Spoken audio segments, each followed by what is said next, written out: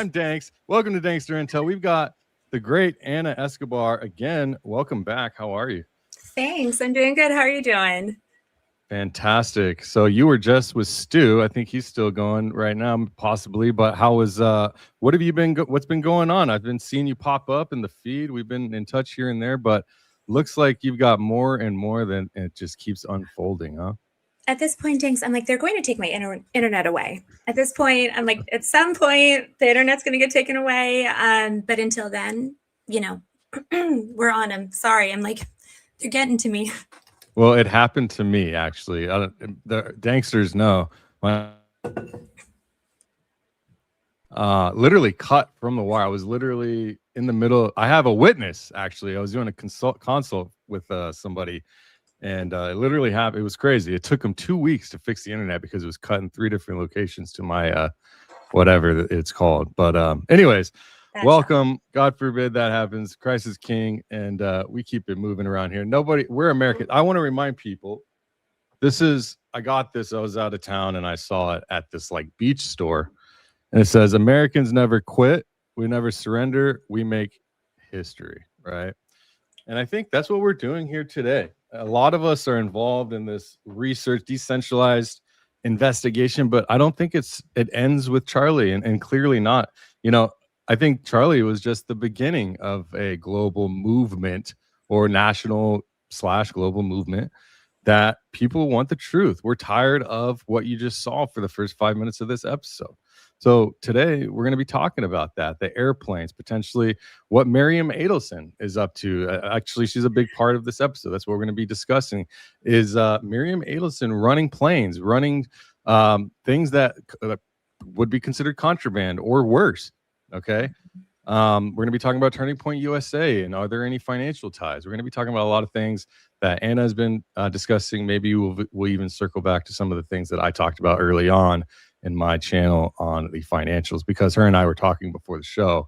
We're just saying, it'd be interesting to get together and kind of see like what businesses are you looking at that I know about, and she mentioned also Leah Files, what she's dove deeper than I have, so, and shout out to everybody else, of course. But do you think this network of what appears to be a very seamless, smooth, easy operation of smuggling stuff to the United States in and out, or people or operators? I mean, what is going on here exactly? Yeah, well, first of all, thank you for having me on. I very much appreciate it. I love any opportunity I have to come and chat with you. Like, you're so knowledgeable, and it seems as though Charlie's story, first of all, I couldn't agree more. Charlie's story, Einstein, we call him Einstein on my channel just because we're already, talking about some sensitive stuff. But, Einstein and the... Oh, you're streaming this out too, so you're probably scared on the song. You're like, what? We're opening with what? I was like, oh my gosh, like one of the girls was like, is this on his channel? And I was like, yes, it is. But you know what? Hey, listen. We're brave. We're facing this thing head on. And we also do know what it is that we're up against. And that's why I do believe that it's going to take all of us. You're exactly right. Americans are brave. And I think that a lot of what they didn't count on in this entire investigation was how many Americans were going to care about what happened to Charlie to the extent that we do. Because again, it's all representative of the same story. We could go back to 9/11. We can go back to Liberty. We can go back to 1948. And from there, it really is all the same story is what it's starting to feel like. So those connections, they're real. And I think making those connections is important. The connection to, we call her MEEMAW on my channel because, again, everything is allegedly hypothetical, theoretical, and just a guess. But realistically, there's just too much overlap at this point for me to be able to rule it out. So now my working theory is that potentially Turning Point could have been working with MEEMAW, and they could be getting up to something. And I think there's pretty compelling evidence of that, that when we put it all together, it really made everything start to make sense. So that's why I was like, oh my gosh, I'm so excited to talk to Danks because he has really looked into the financials. He's looked into a lot of the taxes and he's tracking all this stuff. So now that we've all done these different, parts of our investigation independently. Yes, thank you very much. Thank you. Thank you.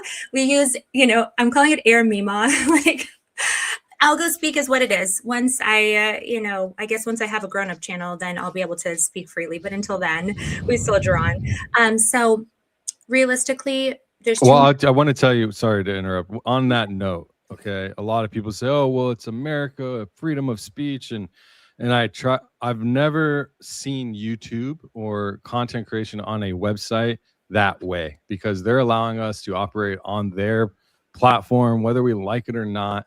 The freedom of speech constitution does not apply to private companies, so we have to play the game a little bit. I was moving my words around and substituting words. And then I went back because I was getting hit. They cut, not only my internet got cut. I don't know if that's related to what I was talking about. Maybe not. But not only that, they pulled me from the air twice, and then they gave me some reason about a gun was showing on video when I was actually going hard on somebody or some institution. But I think also it's important. I've struggled with myself, the battle inside of do I censor myself and give them those inches, because inches turn into feet, turn into, miles. And so I've struggled with that myself. You will find your way. We all do, but just so you know, you're not the only one, and there's ways to do it. You just got to figure out your way. Yeah. Thank you. I know it's definitely something that I have been thinking a lot about. And, I'm over here saying like Fort Banana and the Island Boys and all this stuff. And it's like, well, the most important thing to me right now is that this really important information gets out to the most number of people humanly possible. And so if the result of me speaking freely is that I'm getting, kind of anything depressed or anything like that, well, that is a net negative. As long as people still understand what it is that we're saying, for me, I'm like, that's acceptable. These are acceptable terms, because again, this is a platform that belongs to someone, and that's okay. But of course, I wish I could just, I know. I just want to say, I think that alone is an interesting topic, and I just wanted to, but I didn't mean to interrupt. If you want to continue, please. No, you're good. No, listen, I love having like open conversations about this sort of thing. It's all part of the same story, isn't it? It is. It really is. It's all intertwined, because if it's all coming from the same place, it feels like, right? Right. Absolutely. And also, it does seem as though it's changed recently. It seems, and, I would say overall in a positive direction. I get the feeling that there's a lot of folks that probably couldn't speak so freely before. And now looking back, I'm like, wow, that's why it is important that we communicate about these topics, and whether it's in code or not, you know what I mean? But it's good that we're able to even have these conversations. So I'm like, I'll take it. Well, I will say that the censorship has changed as well. Now, I have a theory, because like before you could say, I actually asked I was doing a YouTube chat because I had gotten kicked off the live, and I was asking them about how do I go about talking about these topics. And I mentioned specifically Israel, Mossad, these people that I'm discussing. And I asked the agent, I'm pretty sure it was a person, I hope it was. And they said, look, as long as you're reporting news and you're not just spreading conspiracy or fear mongering or just making stuff up, as long as you're actually like reporting something, then they're much less inclined to do anything with you, right? Negative. But if you're just out here being like, they're the anti-Semites and they're the ones causing the problem and blah, blah, blah, like that's not going to fly, So still having that journalistic integrity while raising issues that are important to you and other people, doing it professionally. I think YouTube is being more lax. Hopefully it continues. That's been my experience, at least. That's great. Yesterday, I think when I was speaking, I did used the words, and so I'm like, okay, I don't want to overdo it. I don't want it to become, too much of an issue. But sometimes if something is really important and information is important, in my opinion, like to our national security and sovereignty, I'm going to have to say it just because it's relevant. So it's a balance, but I did just want to say shout out to my mods who did an amazing job yesterday. While, I'm talking about sensitive stuff, they still kept my chat very, very chill. And that is so appreciated. So guys, please, in the chat, love you guys. please be gentle on the mods. Let's use the code words in there, just because, again, like I said, all of this stuff, it's too important that it gets out to other folks.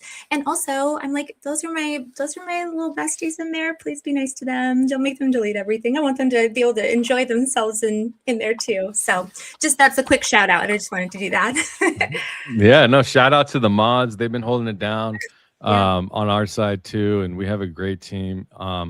We have a bunch of mods that work with the Club Watcher creators. Gotcha. And so we have our group chat and we're talking, and we keep it very chill. Like, we're not out here banning people's speech. Like, even if they don't like me, I tell the mods, like, let them say whatever. Like, maybe I'll change their mind, or maybe they'll learn something, or maybe I'll learn something. You never know. So I'm all about free speech. If you come on here and you're just like trashing people, or you're making fun of people and you have nothing to add, or you're just being negative, then that's when it's like, okay, we might time you out, but these mods, we're so great. I'm so grateful for the people in my life. I tell my Club Watcher users and Discord members all the time, I say, look, I'm super grateful. I'm so grateful to be, I don't say look like I'm arguing with somebody. I didn't mean it like that. I mean, I just tell them out of sometimes just when I'm sitting around, I'm like, you guys are awesome. I'm so glad. I never imagined having these groups of amazing people in my life, people that are willing to help push the message forward. Yeah. And it's the Americans, and it's even foreign people that want to see humanity do well, and we're all a part of it, and I'm grateful to have met you and to see where all of this goes. And yeah, so that's why you're here, why we're here, because of them, the viewers.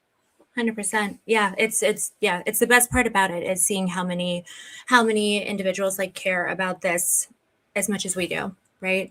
And that's why I'm like, I mean, I know it sounds a little kumbaya, but it really is going to take all of us, because I don't understand, corporate tax structures to any kind of level that someone like you does, right? And then I also know that not everyone is an aviation nerd, you know what I mean? So I'm like, okay, it really is going to take all kinds of people, and that's why like crowdsourcing it is good. And also, I didn't want Candace to be in this by herself. I know she has Baron, which is amazing, but I'm like, I didn't want the big names to just have to be in it by themselves, right? Well, more females too that are really digging, like Ali Top Files has done great work.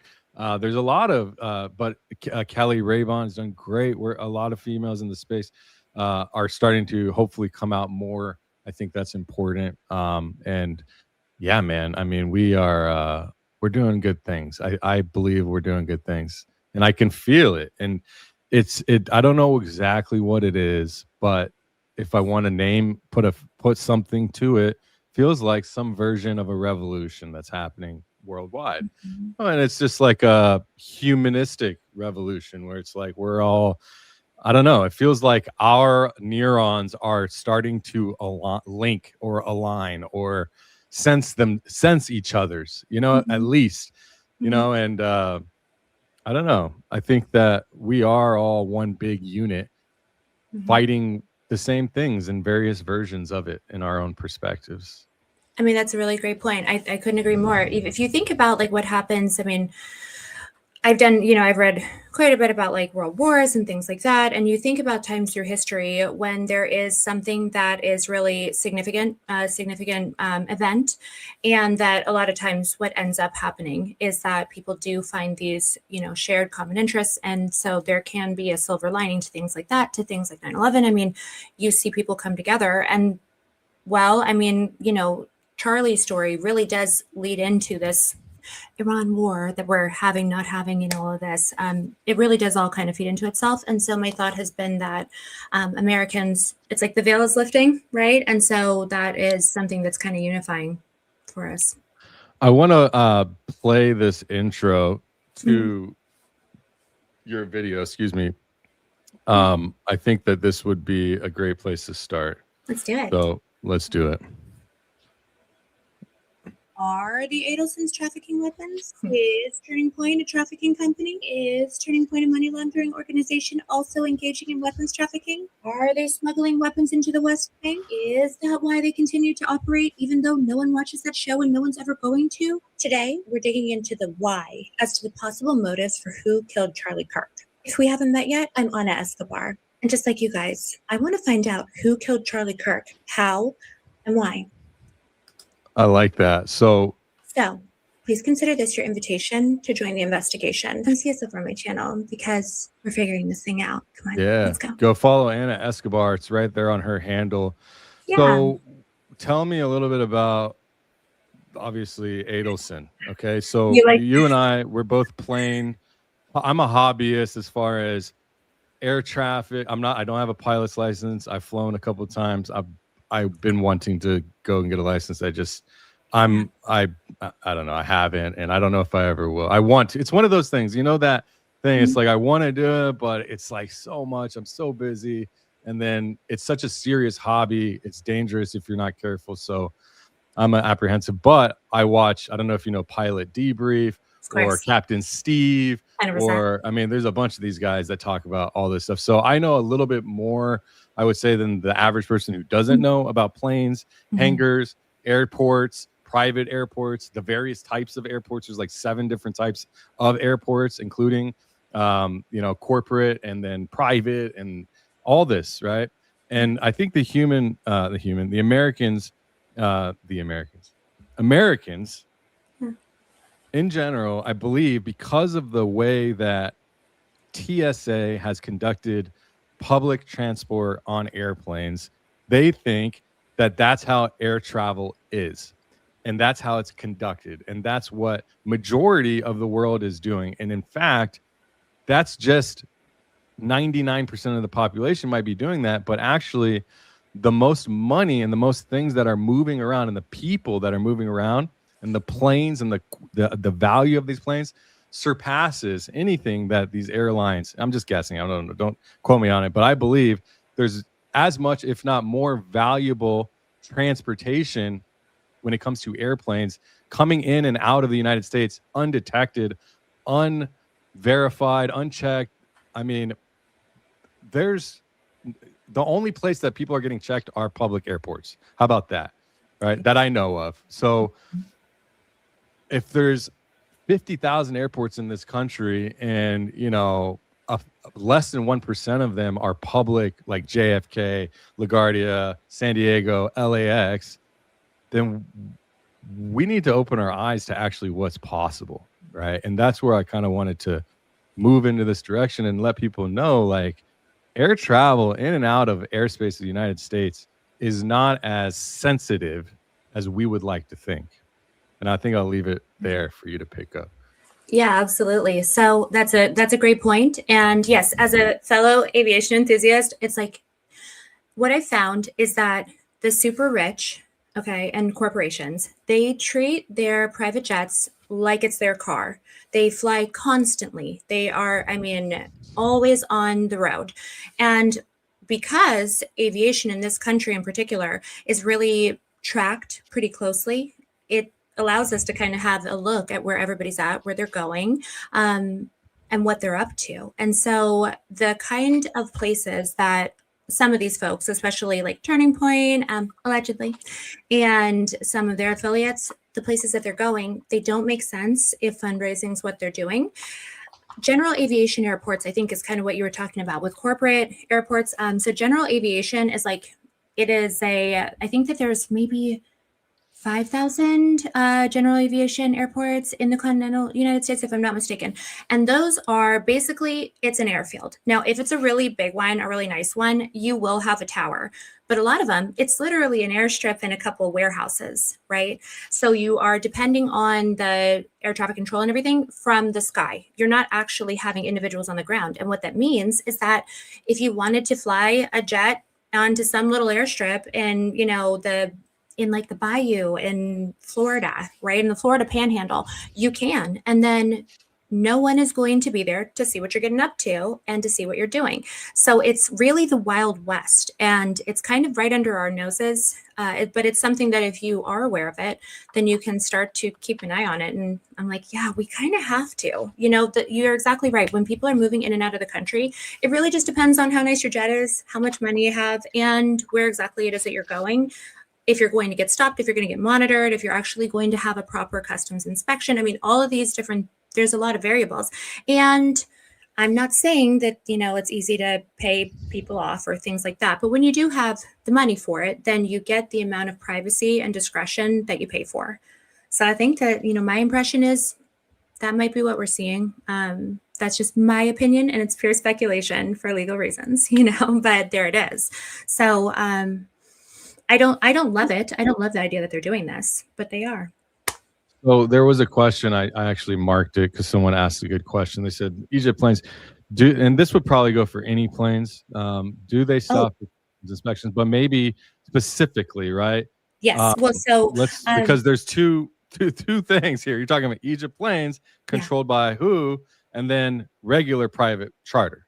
Right, exactly. So with the Egyptian planes in particular, because those belong to Al-Sisi, who's the president of Egypt, they are flying under specific diplomatic flight rules. There's a ton of them. You can go Google them and all that good stuff, but they have very, very specific rules. What it means is they're supposed to be stopping at the nearest port of entry. That's kind of general for any private aircraft entering a new country, but because those are diplomatic ones, they have the opportunity for a waiver. That's the reason why they fly directly to Omaha instead of stopping at, St. Louis or Detroit or something like that on their way in. But they are supposed to have a customs inspection. However, their cargo is considered sovereign property of Egypt. So you have to have a very, very good reason. It is a flying black box, which means if the diplomat aboard says, no, I don't want you to inspect my actual cargo, generally speaking, customs is just like, oh, okay, diplomatic immunity, go on your way. And that's a lot of the problem with those Egyptian planes. I hope that answers that. Yeah, that was very perfect, because I figured the specification of being an Egyptian plane, the ones that have been tracked, have various degrees of difference of like law-abiding requirements, right? Now, I would say because of the royalty aspect, because of the ability to kind of cloak their flights in these, I don't know, what are they, military flights? Are they government flights, like considered federal Egyptian federal flights? Like, what is this? I know we're not going to dive too deep into that. I know you have a story you're going to uncover on that, but if you want to, and that probably links to Adelson as well. So. Somehow it definitely feels like it's all part of the same story. I was just on Stu talking about these Egyptian planes, so I wouldn't be surprised if people have questions about it. Totally happy to answer. It's all good. Hey, listen, I'm always down to talk about planes.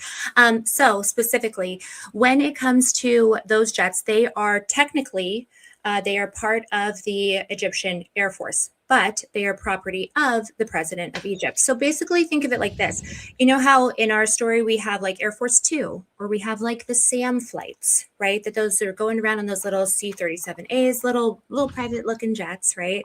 Those are technically part of the US Air Force, but they are actually like, the presidents, the vice presidents, chief of staff, etc. That's why they say EAF, because it's Egyptian Air Force. Air Force, yeah. Oh, you get wow. It. Okay, right. Sorry, go ahead. So it's like a SAM flight. I think that's like the best way to describe them. The president of Egypt, he has 20. Those specific 4 that we tracked across the country, those 4, they're up to something. That's why I was talking to Stu about that in particular. But yes, so the Al-Sisi, he has a total fleet of about 20, but these specific Dassault Falcon 7s, those are the ones that they keep running around this country without any oversight, really, that aren't adhering to the actual rules that they should be adhering to. They're very interesting. And it's not like he's on them. You know what I mean? Like he's not on them. So well, it says okay, so EAF, Egypt's presidential fleet and the Egyptian Air Force, EAF, operate one of the largest and most diverse inventories in Africa and the Middle East, blending American, French, Russian, and Chinese equipment.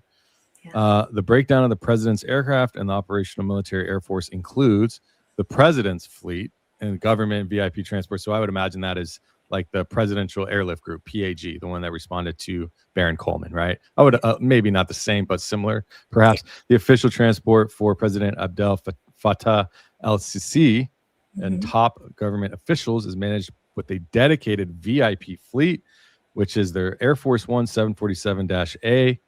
Wow. Yeah, so Okay. when Al-Sisi is flying, he generally flies on EGY.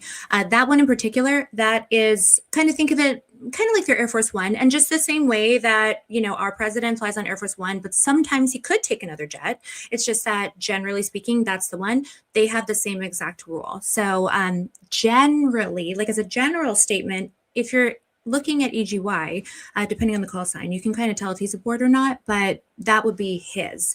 These ones, these little, you know, the Egyptian jets, the Provo ones, those are like our C-37A or B. That's kind of the closest. Okay, so let's look at that. So what are the types of planes that they're flying on? The Egyptian are they ones? Bombardiers or they are Dassault Falcon 7s. Most of them are. There's one that's a Gulfstream, but that one is an outlier for other reasons. But they're mostly Dassault Falcons. Let's take a look and see. Dassault Falcon 7X operated by EAA. Oh, this is that. That's them. Oh, yeah. Mm-hmm. These jets do not participate in combat. They're dedicated entirely to high priority government and VIP transport. Now, if you haven't seen photos of this, I mean, I don't know if you've looked into the Egyptian planes or Candace Owens or Barron or anybody. I think everyone's talked about this plane. Mm-hmm. What is the call sign of the plane? Do you know? Yeah, so there's technically 3 of those, but the one that was present on September 10th, that one is SUBTT. That's Tango Tango.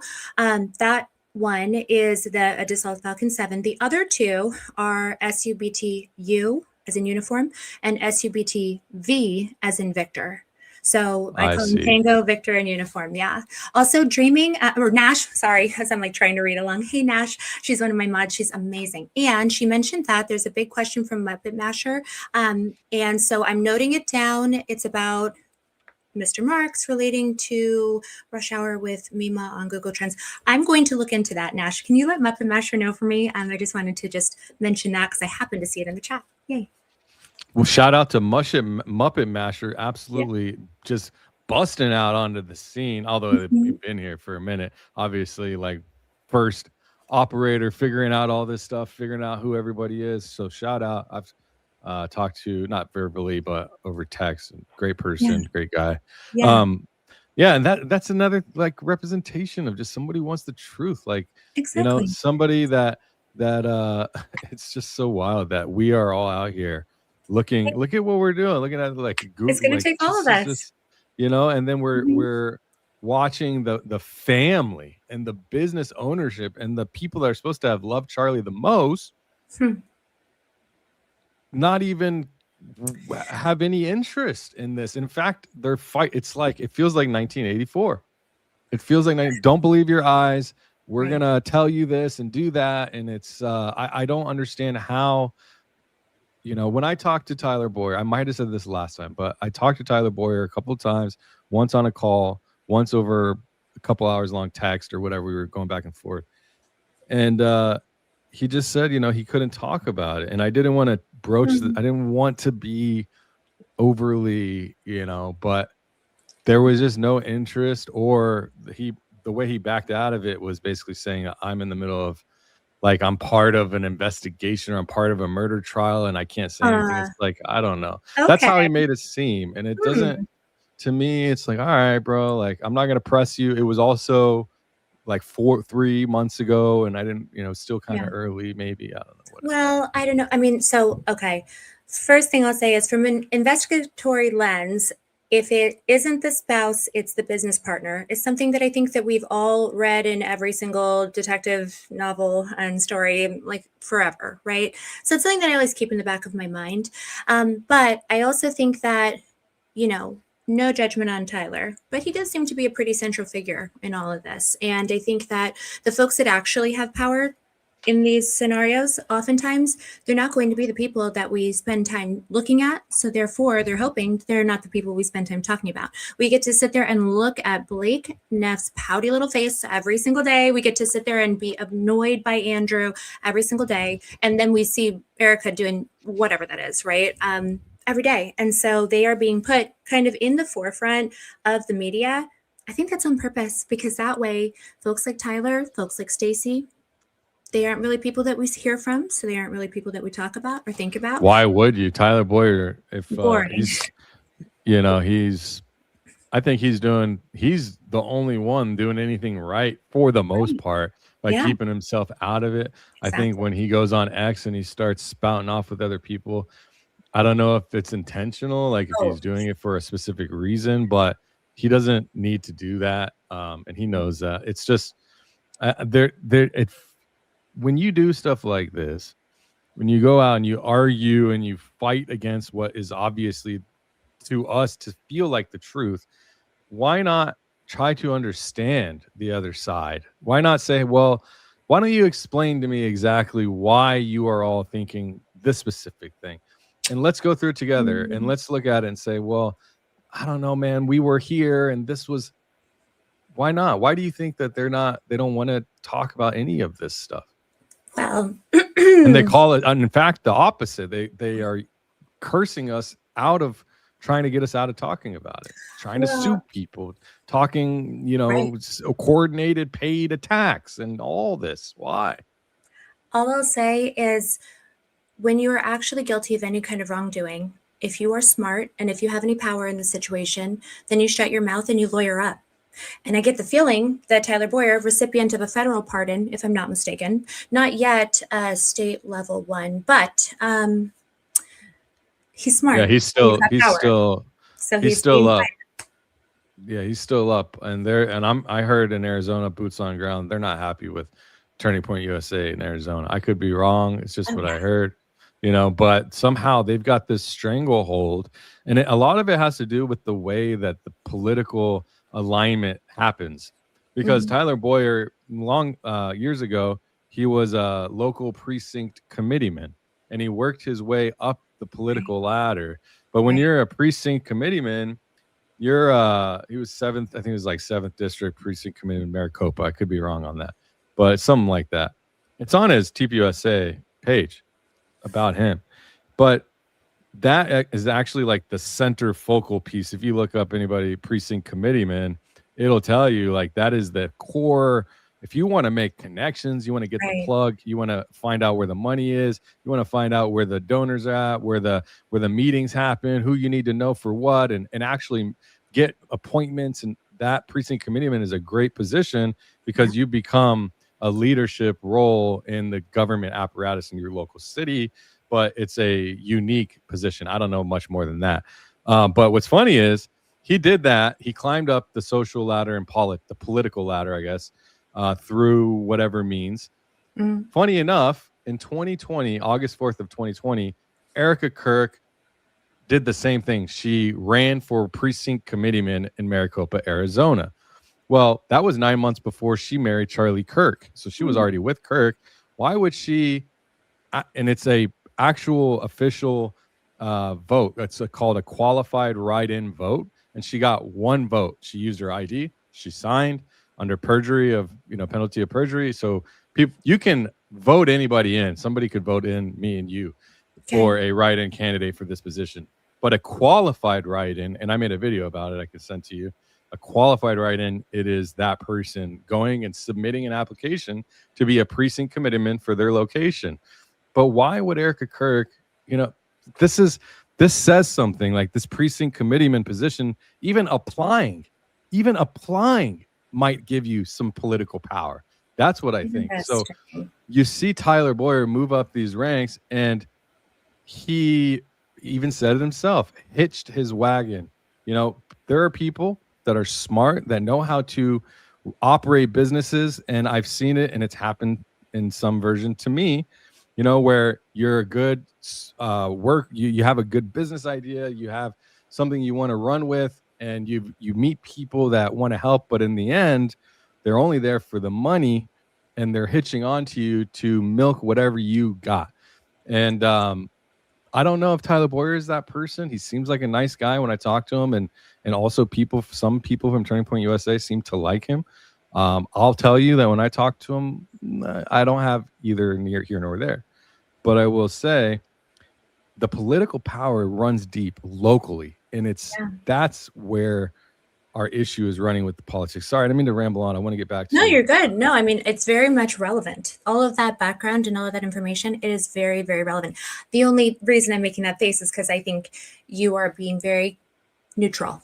And I appreciate that. I can appreciate that. I'm like, for me, I'm past the point of like, I don't know, true neutrality. I think that for myself anyway, I'm like, these people are not great. I try to be as compassionate as possible. I try to keep the jury out, stay neutral as much as I can. When it comes to those folks, I'm like, I'm like, okay, they're smart. And we can't say anything to their intentions. I don't know. Ultimately, we don't know. We don't know how much of this is them controlling this situation and the situation controlling them, right? But I mean, it occurs to me that Tyler Bowyer had a boss, and that wasn't Charlie Kirk, right? And Andrew Kolvet has a boss, and I don't think that was Charlie Kirk either. But it doesn't mean that those. Can you elaborate on that? Well, what do you mean they have a boss and it wasn't Charlie Kirk, if that was the company that they worked for? Sure. So let's take Andrew, for example. We know that Andrew, he cut his teeth in Hollywood. He came up through the same pipeline that technically stems from Arnon Milchan. Isn't that a fascinating coincidence? Really? But, How is he connected to Arnon Milchan, which is a Hollywood producer? He was, if you don't know, he basically committed treason against the United States, and very different. I mean, I don't know if it's considered. I don't know how you would classify treason, but kind of, I guess. And he got away with it allegedly, and all this stuff, and sending nuclear. I mean, just these nuclear triggers, and just Jonathan Pollard. I mean. So it's actually right. Like I said, it is all the same story, and that's how is he connected to him? So Arnon Milchan, famous Hollywood producer, he made Swordfish, he made Fight Club. Let's give him his due. But he also ran a company called Milco, and Milco was smuggling nuclear krytrons out of the United States and into the greatest ally. They stole, I believe, diverted over 800 nuclear triggers through this operation that was running from about 1981 to 1983. Right during that time, right before that operation got shut down, and Richard Kelly Smith went to jail for it. Right before that happened, Arnon Milchan hired a man named Mark Burnett. He of British intelligence, who was, I think, nannying or something when he got to the United States. Just anyway, I did a dive on him. On Mark Burnett. Okay, so then your audience knows. I'm sure my audience knows too. I haven't shared much of it because I was trying to tie him to the institutional layer that's operating the data centers in Utah called MIDA Utah, MIDA. It's a military installation something unit that sits between the feds and the state. And I don't know. I was trying to, but I don't think I can get Mark Burnett there. But so funny enough, the two senators that showed up the night before Charlie Kirk was assassinated at 10:35 p.m. Curtis and Lee, Senators Curtis and Lee, are running that MIDA Utah, and the Fed, like they're running the in-between for the feds of the state, and they control. What do you mean showed up? Sorry to interrupt you. What do you mean showed up? Oh, okay. Maybe you don't know. A lot of people don't know this. I shared it a lot, and every time I talk about it, people don't know. So, allegedly, not allegedly. Actually, let me see if I can pull up I'll just pull up my. While you do, I'll just quickly, because it's not much more of a story, but while you do that, I do want to hear about that. But I will just, wrap up the loose end about Arnon Milchan. So Arnon Milchan makes Milco. During that operation, he hires Mark Burnett, and Mark Burnett gives him his start. Mark Burnett then hires a protege. That man's name is Johnny Moore. Johnny Moore then hires a protege. That man's name is Andrew Kolvet. And then in 2019, Andrew Kolvet is, I don't want to say installed, but very, very conveniently introduced to Charlie, and the rest is history. So that introduction, as far as I know, was made through Tyler Bowyer. And if I'm not mistaken, Tyler Bowyer may have had some relationship or awareness of Johnny Moore. So that's kind of how Andrew got in there. It does seem as though Tyler is responsible for introducing a lot of the interesting characters into this case. So my feeling has been that the connection angle that I'm kind of pursuing is that it's very interesting to me that in 1983, Milco gets shut down. And then after that, I don't know, I'm sure your audience is familiar with who kind of took over that pipeline. The island boy himself, right? So Einstein. Yep. And then, interestingly, so fascinatingly, and just I'm sure is a coincidence, in 2018 he's arrested. In 2019 he is removed, and that's the same year that Andrew Kolvet hops into Turning Point USA. So things to think about. But and didn't Andrew Kolvet work with Miriam as well? Or he MEEMAW? did. He worked with her in his capacity at Kairos with Johnny Moore. So that's a long-standing relationship that, we don't know the current status. I have my guesses, but they worked with her through a project, I believe it was called Friends of Zion, as well as another one. I think it was some fake doctor or something. I don't totally know the story of how they were connected, but they did have that connection prior to Andrew's introduction to Charlie. Interesting. I do have that is strange. Please tell me. Not interesting. I shouldn't say that is strange, because why was someone working for for an Israeli American treasonist or traitor or whatever? I don't even know if it's a traitor, if you're whatever. So, yeah. But yeah, I guess so, right? If you're taking, it's either a traitor or just like an intelligence asset, but he's a citizen. Actually, he's an American citizen, right? Well, I think it was revoked at some point, and then a lot of the reason why Arnon Milchan is currently one of the key witnesses in Netanyahu's trial is because they have been working really hard to try to get him his citizenship back. That's been kind of this whole conversation, and it's been wrestling up a lot of stuff in Israeli politics right now that I've been keeping an eye on, and that is partially because he is an international fugitive, thanks to his stealing nuclear technology from us. So, but I did love Fight Club. It was a good movie. What can we do? Oh, I can put up Arnon Milchan so people know who we are talking about. Let me show you what this man looks like. You might have seen him before. This guy. And if you haven't seen the movie on, I think Tucker might have put it up too now. It was the BB Files. A BB Files. Yeah. My goodness, you guys, if you haven't seen BB Files, you have to see it. It's not whatever is on Netflix. Like, you got to go find it either on these off-channel websites that have video streaming, because it is just very eye-opening. Well, actually, a lot of the reason why I had always been kind of keeping my eye on both Arnon Milchan and also on MEEMAW, on Ms. Adelson, is because those are the two key witnesses in the trial. What is interesting, and I think relevant, is so Arnon is actually a witness that is very pro-BB. He's very pro BB. He comes in, he's like, "Hey, BB," and during the actual conversations and everything. Milchan. Yes, right. Okay. He is very pro BB. Miriam is Zionist. Well, yes, but they have, they have different they're all Zionists, I think, kind of, but they have different factions. Bibi and Miriam, they don't like each other at all. She's been trying to get rid of him since at least 2017, and much more seriously since 2019. And she is the key witness for the prosecution in Netanyahu's trial. So she is anti-Bibi. She's trying to get rid of him, and really, I did not know that. Yeah. And I do think it's relevant. Arnon, on the other hand, he's on the other side of the aisle. So he's very pro-BB. He's not going to throw him under the bus. Part of that reason is because as a thank you for all of these nuclear krytrons that allegedly he smuggled, they actually enacted a law called the Milchan law. And that is the law that allows any person who declares himself eligible for Israeli citizenship and receives that, they then get to hide all of their taxable income for at least the first 10 years of their residence in Israel. And so it allows them to be a tax shelter. Okay, so Arnon Milchan's company, or any for that matter, they can hide in the United States or in Israel, the taxes?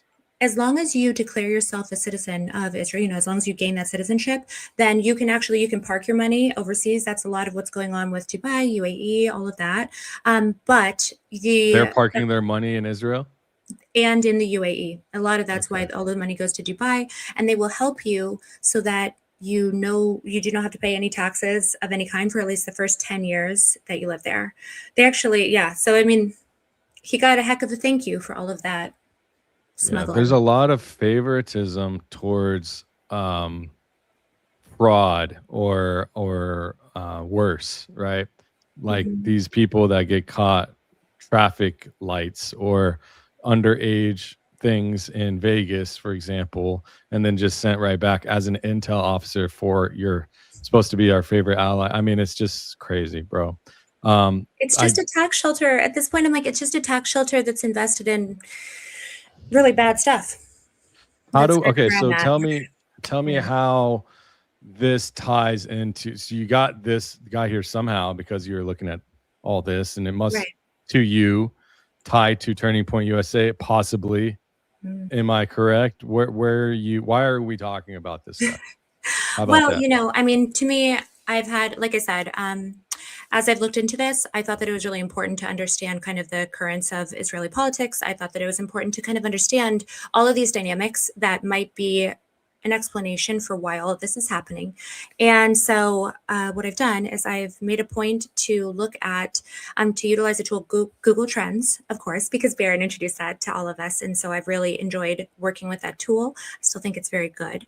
And then I also he shed a lot of light on his live stream with, I don't know if you watched Julian Dory. Oh yeah, of course. That whole thing. I mean, sorry, again, I interrupt. I'm terrible. No, it's totally fine. It's but with that whole process of how he was doing that before, and looking at murders before, and it just, anyways. It's a real tool, and it really does have real results. Now, they have tried to make some changes to it.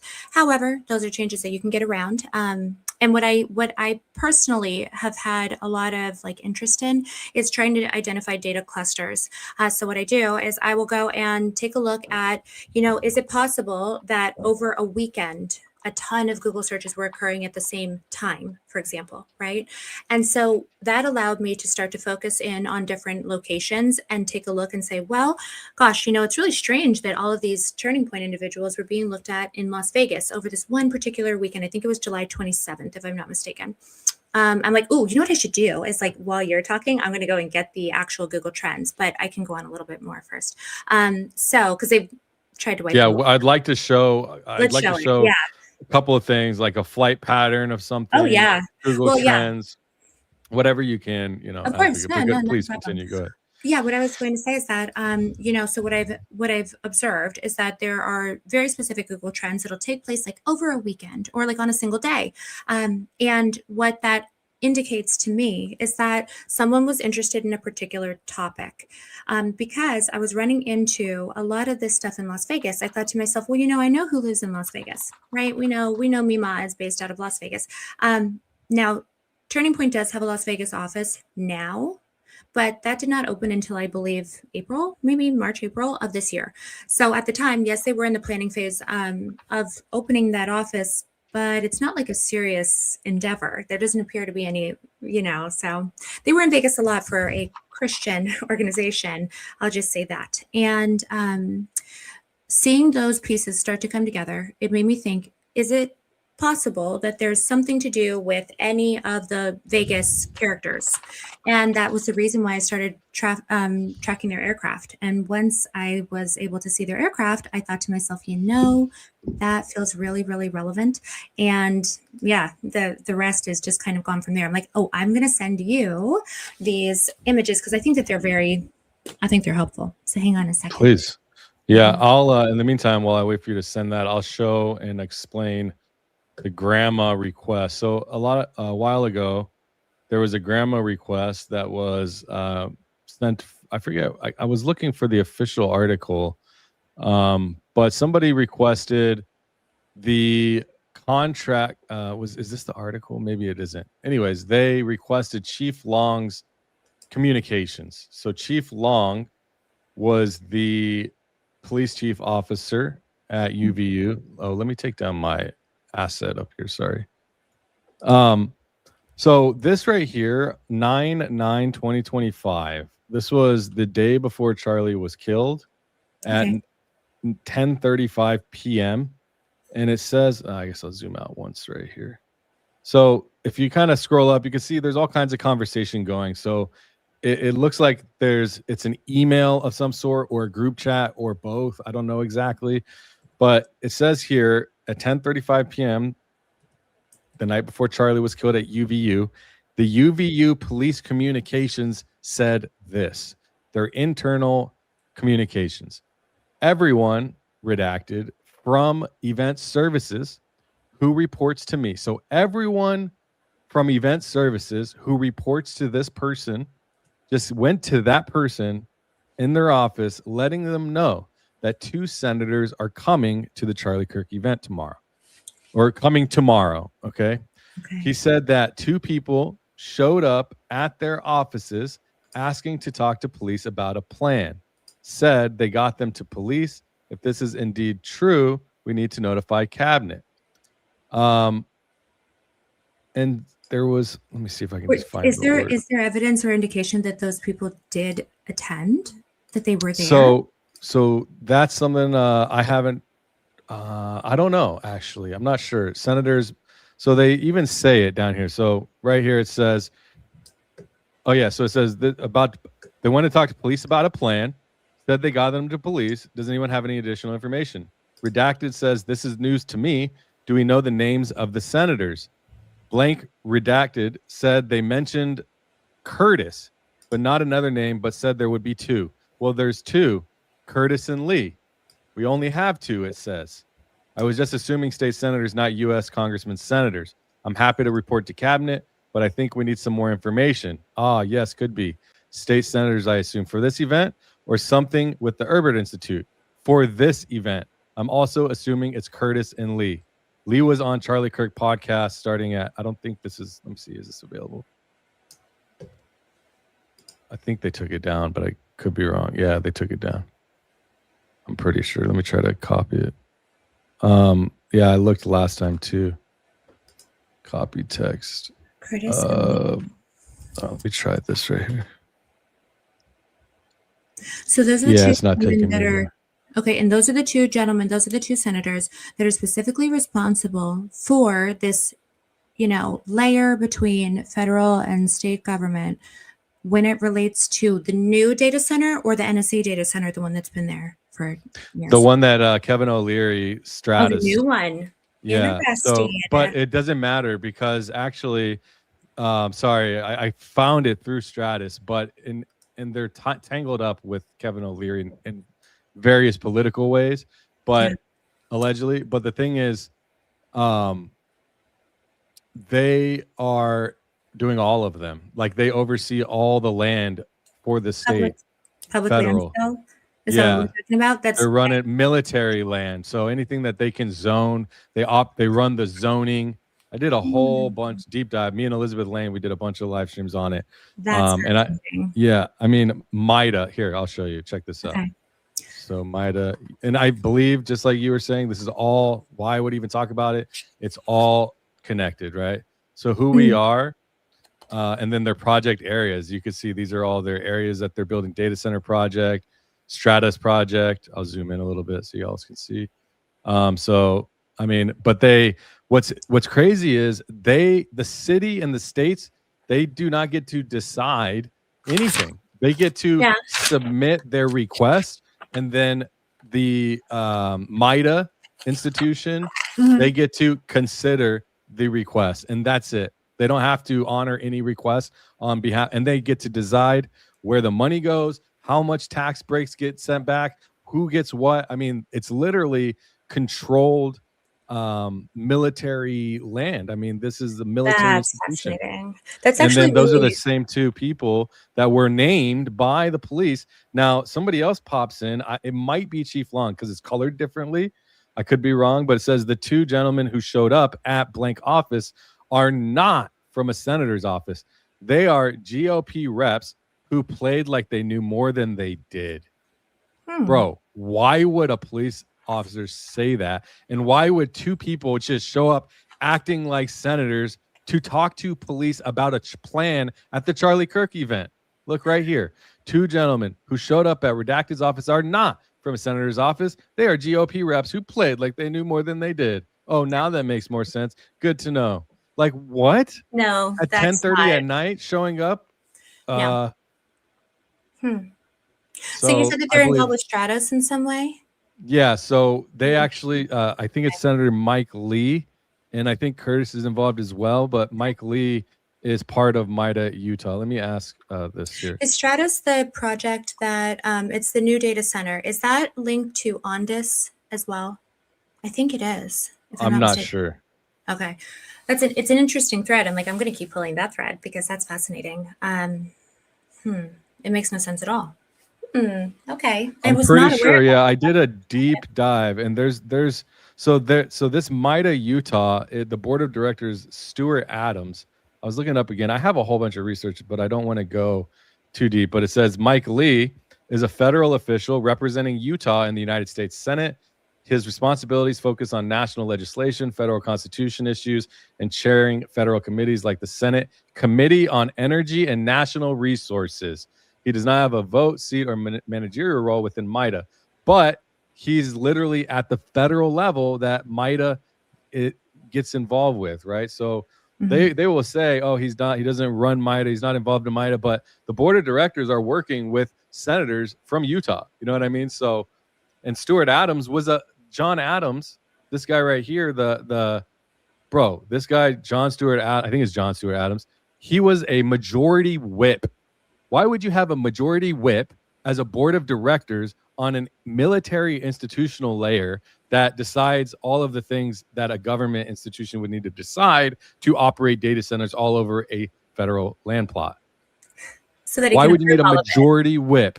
A majority whip would do what? Would get you whatever you need. You need something, go to Mr. Adams. He'll whip everybody in shape. He'll make sure we get everybody aligned with the way we think. Okay. Sounds exactly like why you would put somebody on there who's a majority whip. Because realistically, if you think about it, we know that a lot of the crossover that usually happens after someone leaves office is really taking place while they're in office. And so now they're just being blatant about it. That's really my impression, is that like they're just out in the open. It's interesting because it's like we can kind of see it now, and I'm appreciative of that in some way. It's so blatant. They're obvious, and it's driving me crazy. But at the same time, I'm glad, because then I'm like, okay, that's clearly what you're up to. Of course, you're involved with this. That's kind of how I felt about like all of the information that we discover. It's like, of course, this is what it is. You know, there's not. I wish that some of them would have a little bit more decorum, but realistically, it's nice that we're able to just catch it right away. I did send you a couple photos. I sent them to you on X, and I thought that it was just a good way to kind of like exemplify what it was that I was talking about as far as those like searches. I think you'll see. Oh, perfect. Yep, I got them. I'm going to pull them up. Let me get them all pulled up. I'm also going to show you all. I think you would all benefit, and I'll send you the link as well. I'm going to just show the live stream that Elizabeth and I did, so y'all can know where to go, and I'll put the link. Data center video with Danks and Elizabeth Lane. Thank you. I put it in the chat, so anybody can see it there. And then I'll show you the video. Obviously you won't be able to type that, but here, I'll show you where it's at. Please go watch it. Not for the views, or I don't care. I want you to learn. It's right here. This one. Kevin O'Leary confirms. Can I copy this? Kevin O'Leary confirms. You guys can type that, and I'll put it in the chat. This right here, we have an actual professional data center scientist or whatever, like an AI scientist, that discusses with us, and then they both get off, and I go for another hour. It's a really good 2-hour live stream. I highly encourage, if you want to learn about how the military institutional layer is operating inside of our government, to decide what happens with data centers. All right. I love it. And the money and all that stuff. All right. So what do we got? Okay, so this is an example of some Google searches that were taking place last year. That's kind of what piqued my interest initially in looking at Las Vegas a little bit more closely. As you can see right there, those are just examples of specific Google searches that were for Kairos, Andrew Kolvet, JDA, Johnny Moore, JDA, Andrew Kolvet.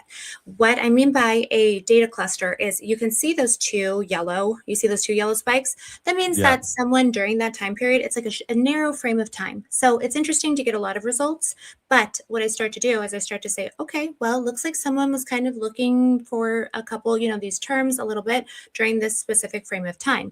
Go ahead and hop to the next one for me, will ya? Yep. So once I was able to see that they were clearly having some sort of interest specifically in Andrew and Johnny, I don't know if you said it again. What is JDA? Yeah, so JDA is the PR company that is owned by Johnny Moore. Now, Andrew has never worked there. Let's see here, who's in our little list. So Erica Franz-Fay, she's never worked for a JDA. Ken Francefay, he's never worked for JDA. Andrew Kolvet has never worked for JDA. And Lori Francefay has never worked for JDA. And if you see there at the purple, I'm like, I won't bury the lead. Tyler James Robinson was being concurrently Google searched on these same days. So what occurred to me was the fact that these people were clearly being searched by someone, I don't know who, but they were being searched by someone in their capacity at JDA. And my feeling was, okay, so someone thinks that they're associated with this company. They're not. That's, Andrew's old boss, but they're not associated with JDA, are they? So why would someone think that? And I was thinking, well, maybe it's a conference, whatever. I mean, Ken and Lori Francefay, that's Erica's parents. So they weren't searching for Charlie Kirk. There was no hits on that. So I thought to myself, okay, well, someone thinks that those people are involved. And at the same time, right at the same time, isn't that interesting that they're also looking for Tyler James Robinson? So to me, that felt like a little bit of a clue. So that's what I mean by a data cluster. It's like it's starting to take place like in a narrow frame of time. If you go to the next one, and I was like, okay, that kind of gives us late July, right? There we go. So that's what I mean by a data cluster. When I'm looking at Google Trends, it's like, can I say that like it would make sense if someone just over the course of a weekend was looking at these individual terms all at the same time as a part of this story? So Andrew Thomas Kolvet, right? JDA Ken Francefay, that's Erica's father. Johnny Moore, Lance Tyler Twiggs, and Tyler James Robinson being Google Trends searched from Las Vegas during exactly that frame of time. And my feeling was, I think we're past the point of random a little bit, given the fact that all of these individuals technically don't really make sense to have, been coming together, whether it was a conference or not. That's kind of ruled out by the idea that they were looking up Tyler James Robinson and Lance Tyler Twiggs. Neither of those people were public figures during that time. So my thought was, I was like, this doesn't feel random. It feels like there was something kind of going on. And I was like, okay, well, that means Vegas is important. So what I started to do was to put together who the interesting individuals were who are associated with that area. And then I was like, okay, yeah, now I think we're getting somewhere. So you see what I'm saying? So for very simply, I am, but for people to further and easier understand, like very simply, just explain what we're looking at. So that means that layman's terms, like, yeah, somebody was Googling those exact terms on just a span of like 2 days in Las Vegas. So I'm hypothesizing at that point that and that's from, I see, Las Vegas, May 1st through September 9th, 2025. And all of these names were searched in succession, like. Well, we don't know. I mean, you can see by the actual little timeline there which one popped up first. You can see them sequentially. But if you think Tyler showed up, well, Kolvet showed up first. He's in blue here. And then 2 or a couple of days later. I think it's purple. And then it's like red and blue were on the same day. You can see the. Oh, I see. So what is this blue one here? Oh, so that one is someone did perform a search for Andrew Thomas Kolvet. But if you take a look at the actual, like if you close up on the image, there is a blue arrow behind the red arrow. Yeah, scooch over. Okay, so see like the little bit of blue. Oh, yeah. Right, and then you can see the 199. Right. Yeah. So someone on the same day was looking for JDA Ken Francefay, so Erica's dad, and Andrew Thomas Kolvet on the same day in Las Vegas. And so to me, I thought, okay, clearly someone had an interest in these individuals who shouldn't really be affiliated with each other. But someone was looking into both of them right at the same time that they were looking into all these other people. And it just looks like someone was sitting on their phone and Googling a few things. Like that's just kind of what it appears as. That's not to say that I'm not saying it's MEEMAW who's sitting there on her phone and like Googling these things, but it's curious enough that I was like, something must have been taking place during that time for someone to have, innocent or not, been looking for these individuals, right? Okay. So I was like, okay, there's something happening over that weekend. We knew that the planning. In July. Okay, I see. You're saying, so is there, okay. So this could be another Fort Huachuca situation where maybe someone's going to pick up people in Vegas and they need to know who they are to get an image of them. Yeah. Alleged, possibly. But why would Miriam Adelson, if you like, it seems like you thought maybe that could be, why would you think she would do a search on these guys? Well, my feeling was that because we knew an approximate timeline that the planning seemed to begin in earnest for the actual mechanism of removing Charlie, right?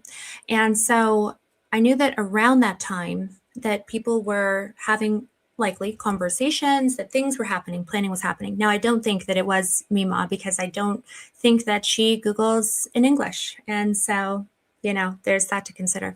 But someone who's affiliated with her, someone who works for her, someone who maybe just knows her in whatever capacity, and it could be someone who's just not related to her at all, but she was someone who, I went through a list of a lot of the different kind of Vegas families, the mafia families, and a lot of them happen to have private aircraft. And so knowing that, I was able to track all those different aircraft. She's the one that it's her companies that exhibited this pattern. So why is Johnny Moore? Yes, I believe so. Why does Johnny Moore matter here? JDA, Adelson, what is the tie for MEEMAW and all of this here? Because I'm trying to get there, and you're probably going to get us there, but I want you to get us, me and the audience there, because I don't know, right? I really don't. I'm learning. So I want to get to what this thumbnail says, and I want to get there cohesively with you showing me now where this led you next. Why did you go there? Why did you search this? And then where are you going next? So the turning point aircraft, which is something that we can track, have been exhibiting a pattern that is the same pattern that we would see with weapons trafficking. They are using the spoke and hub method of weapons trafficking or the same routes to visit 17 of the top 20 weapons trafficking airfields in the United States. After that, there is a pattern where they meet up with an aircraft belonging to either the Las Vegas Sands or Miriam Adelson herself. And at that point, they meet up. She or her jet heads off to the greatest ally, and then the cycle repeats. And they've been doing that with increasing frequency for at least the past year. I'm like, there's the story. There, there's what it is. Now, could that all be coincidence? Sure, potentially. Could be. It is very strange the ways that those aircraft are behaving. And it's to the point where I would hope that federal investigators have an interest in pursuing. But given the administration, is there does her planes go to Scottsdale ever or often? Not really. They don't usually meet up in Scottsdale. There's a couple different airports that they do meet up at. Usually it's Van Nuys. That's part of where Milco is run out of. That's in Los Angeles. Van Nuys, really? Yeah. Because Van Nuys is actually has a unique fingerprint for criminal association. So they're a large corporate private aviation airport, if I'm not mistaken. They're not too far from here, but they've appeared in federal smuggling and money laundering cases repeatedly over the last few decades. I'm not surprised, sadly. I mean, that's the kind of thing about the idea of an airport that has a lot of privacy and therefore not a lot of scrutiny. And unfortunately, that kind of seems to be a frequent favorite of all of theirs. So it's a very regular and predictable pattern at this point that it's like, okay, so, I could just take a look and see whenever the Air MEEMAW would go over to the greatest ally, and I'd be able to just look back and be like, okay, and what I'm going to assume is if I hit their, their domestic location, then I will within the, previous day see a turning point jet show up. There it is. It's like I could work backwards because it was so obvious what they were doing. This report here is from 2004. Says federal authorities arrest 9 linked to drug operation that use private jets to smuggle narcotics across the U.S. A wiretap investigation examined the use of private jets based at Van Nuys Airport to transport illegal drugs resulted in the arrest of et cetera, et cetera. Yeah, so I mean, that's one. I'm sure there's others that I can find. Here's another one, I think, if I can find it. Oh, yeah. Is this it? 8 members. This is 2004. Oh, this is the same article. But yeah, there's a few I've seen from that airport. Sorry again to interrupt them. But yeah, I mean, interrupting, you're fine. Go ahead. So it's all fascinating. Right. So, okay. So let's talk about, I'm like, let me give you the brief overview and you can tell me what parts you want us to go into. So the turning point aircraft are flying way more than is associated with fundraising. Let's be honest for a second here. They are going on like 5 or 6 flights per day where they are visiting, they're pinging all back and forth. Now, the way that modern weapons trafficking takes place in this country happens to be that same pattern, whether that's accidental or not. They are frequenting the airfield, let's see, Tri-County Airport in Florida and the Panhandle. That's where the Cocaine Cowboy staged most of his activities out of. Sorry, I won't say the C word again. The Coca-Cola Cowboy staged most of his activities out of. They're also hitting Miami Executive. That's where Iran-Contra was staged out of. They're hitting Miami Opelika. That's number 2 for weapons movement. They are hitting, let's see, Bergstrom. Yeah, Opelika is probably the number 1 smuggling airport in the country, just mostly because of location and then the people that are operating in that area. Right. And then it kind of spreads out, right, from South America to Opelika. Exactly. And it's considered also like a hub where you would stage things to head out to the Caribbean. I know that we have a character in our story who allegedly was looking for 50,000 units to smuggle to, I think those were to Israel, but I think that there was a conversation about that there was some sort of transportation happening to the Caribbean, Victor Marks, allegedly. So it was just, an interesting little data point to me. So all of the, let's see here. I'm like, I have a list. I believe in pen and paper investigation sometimes for OPSEC reasons and also for organizational reasons. But real quick, for people that don't know, like Opelika is the executive, like private executive airport. And you can see where it's really primarily located. It's right on the edge, right by Miami, inland, probably 100 miles maybe, but it's less even, like 20 miles. I don't know. I lived in Miami, so I know Opelika Airport. The Opelika is not a good area either. It's general. not a good. It fits the profile. But yeah, just so people know, they're like, what is Opelika? Well, it's right here. It's on the coast of the Panhandle of the United States. So. Right. And then Van Nuys, if we go to I think it was called Van Nuys was it executive? I think it's just Van Nuys Airport. But yeah, Van Nuys Airport. Yeah, that's right. It's just northwest of LAX and it's west of, there's another one right next to it. But if we hop over to LA, then yeah. Yeah. Mm-hmm. There it is. And there you go. You can see like Van Nuys is in LA, right? So these are coastal, easy to get in and out of. Now, somebody earlier, and they were asking about, do these planes have to go to like through these processes? You would land for customs in an FBO, right? It's a fixed base operation, and they would do but they're not, they're not within the United States. Right? Yeah, because if they're operating just domestically within the United States and they're operating specifically out of private FBOs, then there's no oversight. There's none. There's absolute privacy and discretion. So if they leave the country or enter the country, then technically they should be exposed to customs. But when they're just going airfield to airfield, you know what? Do me a favor. Can you show us? There's 2 that I thought were really interesting. So they go to Brownfield, which if you want to stay on the West Coast, that one, Brownfield, which is right outside of San Diego, I'm pretty sure. It also happens to be the location where, as I understand it, a lot of those tunnels back and forth with Mexico, where they happen. Oh, wow. It's right there in Chula Vista, or what is this? Otay Mesa.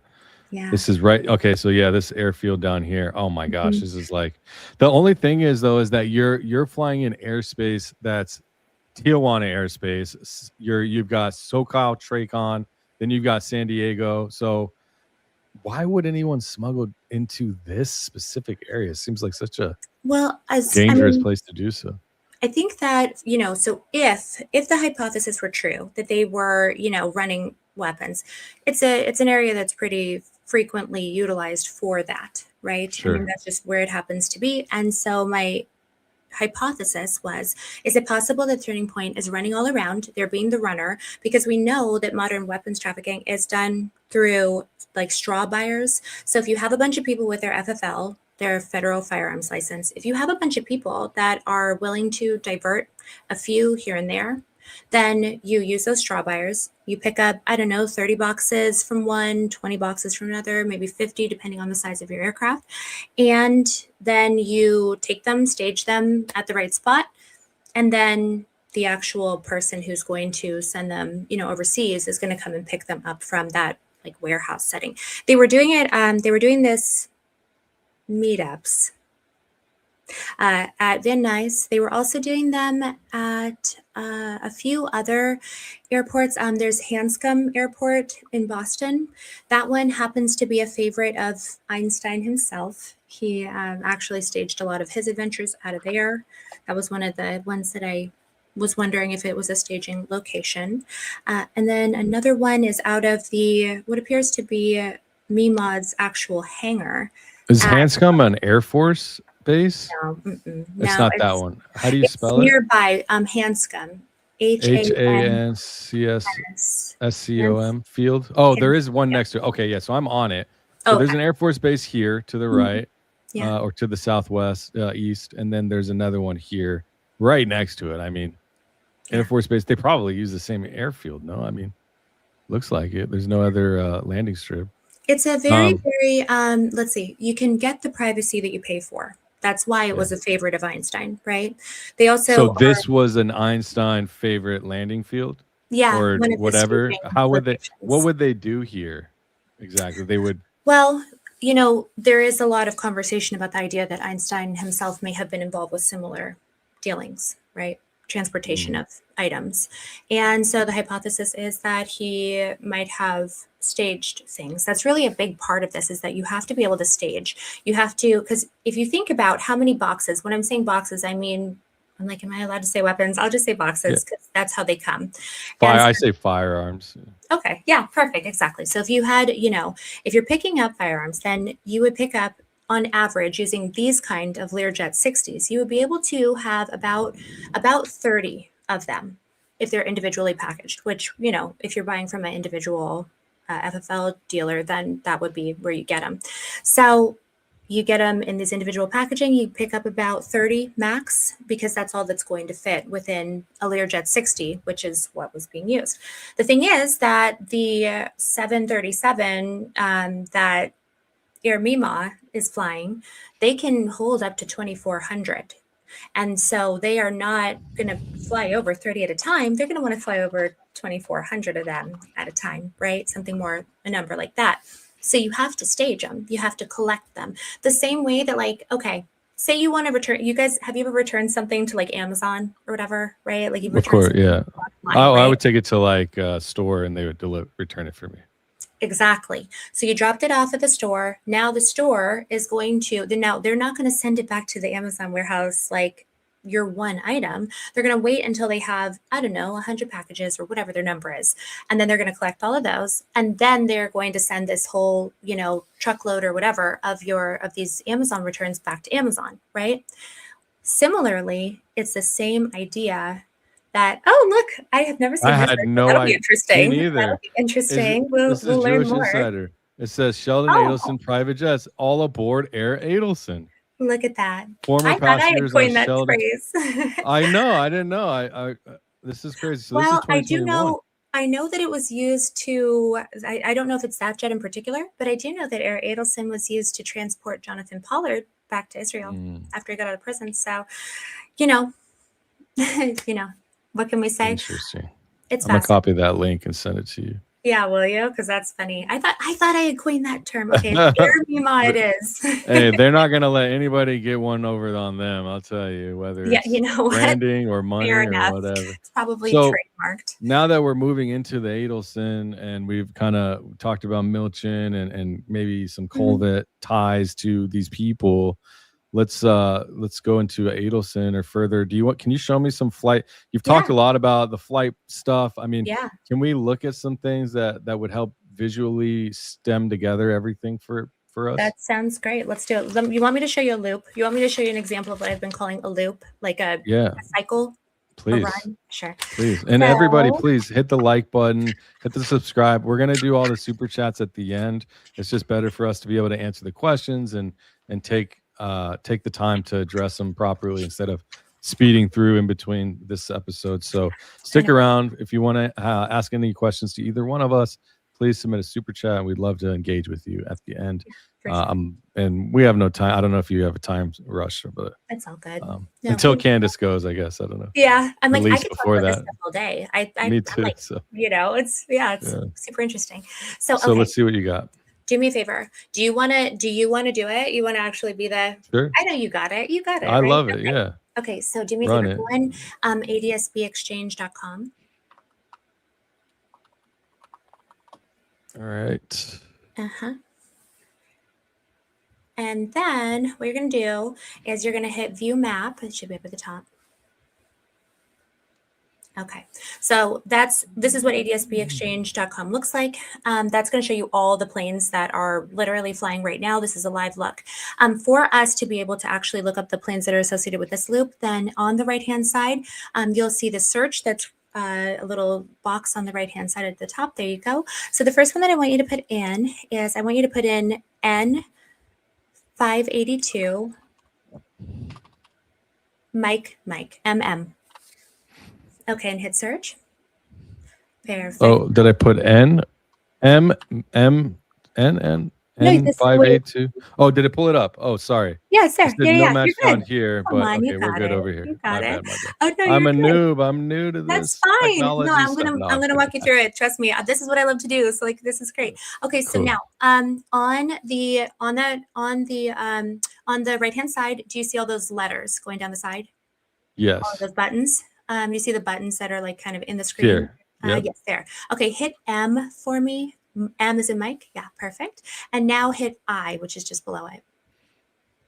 Okay. Perfect. So now what that does is that isolates. So I is for isolate. That just means that it's going to take all the other stuff off the screen, right? And then M is so that you can select multiple planes. Pretty straightforward stuff, but you know, it's hard because until you get, you know, to that point, you're like, what am I looking at?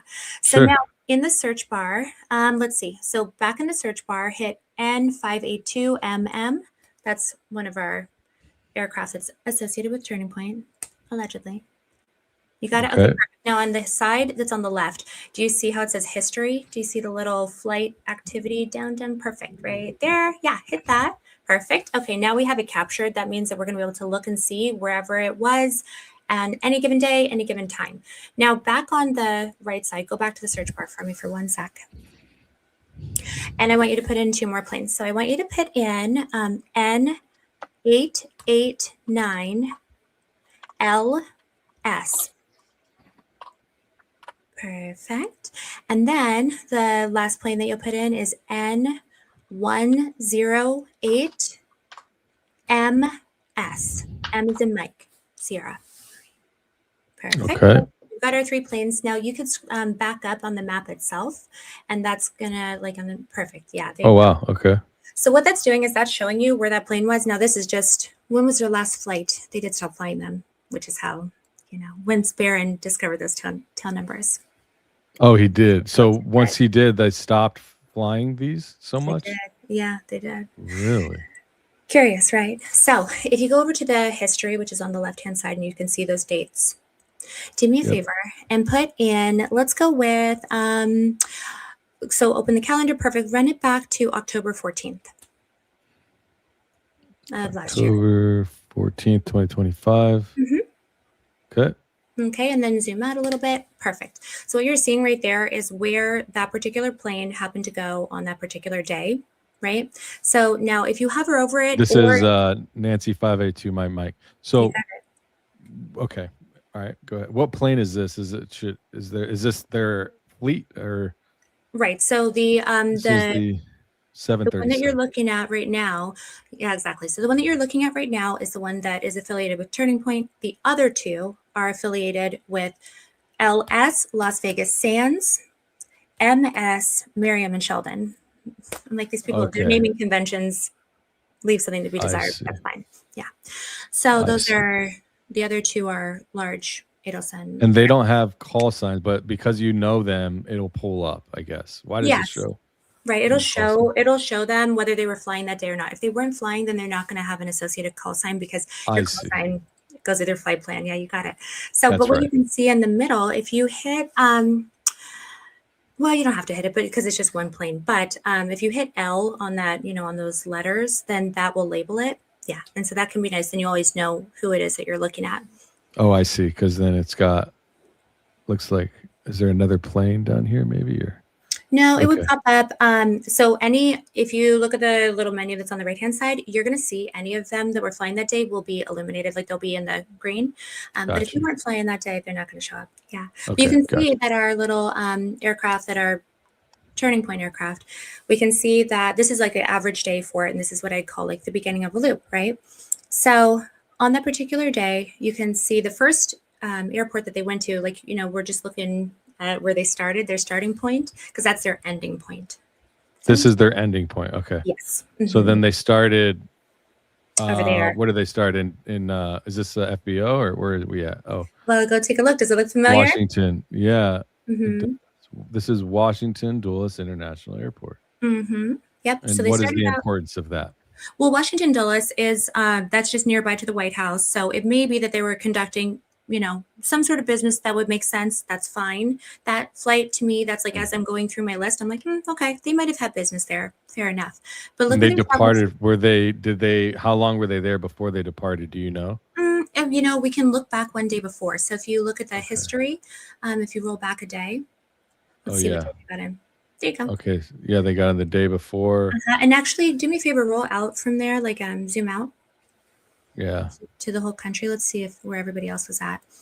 Okay. All right. So that's kind of where everyone was the day before. Now, do you see how they're zigzagging like that? Yeah. Yeah. Back, okay. like tying a knot or something, or weaving a thread. Mm-hmm. And if you close in on any of those airports, you're probably going to see some that we've been talking about. Let's see. There could be one. I think that's Tampa. Then that one is probably, is that Houston? Yeah. This is like Naples. Oh, Naples. Of course it would be Naples. Why do you say it like that? Well, if you don't if you're not from America, if you're not from Florida, you don't know, Naples is like the highest. I think it's like the most concentrated wealth in the country, actually, if I'm not mistaken. Yeah. And that is the richest city, or I don't know if it's considered a city or a township, but it's the wealthiest city, I think, in the country, if I'm not mistaken. Interesting. Well, yeah, I mean, so one of them, definitely one of them. So fundraising, right? If we're thinking about fundraising, when I'm looking at them going to DC, when I'm looking at them going to, other airports that are in Florida, I'm like, okay, that would make sense that they were actually doing a fundraising effort because these are very wealthy areas. It's once they start to go outside of that I'm like, but why did you have to go to that one, right? Because they'll fly to an airport that is not the airport that you would associate with that kind of jets travel. I'm not trying to speak poorly of anyone who's not wealthy, but why are you going there sometimes? I want to ask this. Why? Okay. Who are on these airplanes in your opinion, and why would it be weird to go to those airports in that case? Because we would have to understand who's on those planes, what their regular day-to-day is, to even see if that's a weird thing or not, right? Exactly. So what they claim is that they are doing fundraising, and some of their flights do align with what you would expect to see with fundraising. So when I'm looking through a day, I'll look at, this day, this is the 13th, right? This is before I was asserting that I felt that the loop was starting. When I'm looking at this day, I go, okay, fair enough. Maybe they're doing some actual fundraising activities. Are we in October? Oh, yeah, I'm sorry. My bad. No, you're good. October. I just wanted to check because I'm like, no, all good, all good. October 13th. Right. And then we're going between and October 14th, right? So yes. I'll just put it up here so people know. Okay, there we go. So these are the days that we're on right now. So right now it's the 13th. Yeah, perfect. So what you can see is what I would consider to be a relatively reasonable flight for someone who's conducting a major fundraising effort. I mean, we know they're sending out emails. We know that they were trying to get their finances together.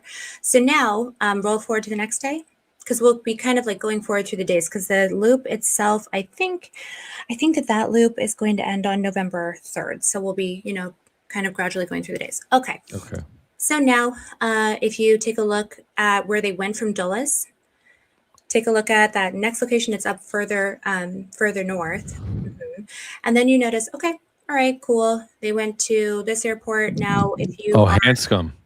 Now they're at Hanscom. Okay, interesting. We know that it's good that we looked it up on Google Earth before. Yeah. Actually, I'm glad I did. Yeah. Now you recognize it exactly, right? Yeah. Exactly. There's just so many airfields. It's crazy. There's so many, and I don't know why they had to choose Jeff's favorite, but okay, fair enough. I'm like, okay, just note it. Well, Well, let's think, why would they? I mean, there's so many reasons. You've got people there on the ground that are already in the know on allegedly, potentially. You've got that's really what it is. You've got air traffic control that know your flight number, your tail number, Right. that are, I'm not saying there's federal employees, involved, but maybe, both of our parents were air traffic controllers. I doubt our parents would do something like that, but you don't know. What if they get somebody in to work ATC, which is air traffic control, and they place them in these places? We don't know the power of these people, Absolutely. And I mean, the thing about using an airport that's frequented for this sort of activity is that at the very least, they've had a problem with it before, and that might mean that people who work there could have a little bit more flexibility than you would expect if you just were going up to a random place. So for me, I was always like, okay, it's interesting that they're going. Noted. Okay, so now do me a favor. Let's zoom out and let's scooch forward a couple of days, like as we go. So now we're seeing our turning point aircraft. So now they have visited Hanscom. Now they went back down to Florida. Okay, where did they go there? And they stopped twice. They went to They went back to Myers, or what is it, Page Field? Mm-hmm. So and that's nearby to Naples, but this time they didn't go to Naples. Okay, interesting. And then if we take a look at where they were on the other coast of Florida. Yeah, they went to, was that Opelika? Let me see. Is that Opelika? No, it's Miami International. Right? Yeah. Is it Miami? Is it, you can see it on there? No, it says Miami International. I didn't realize it was that far out. Wow, okay.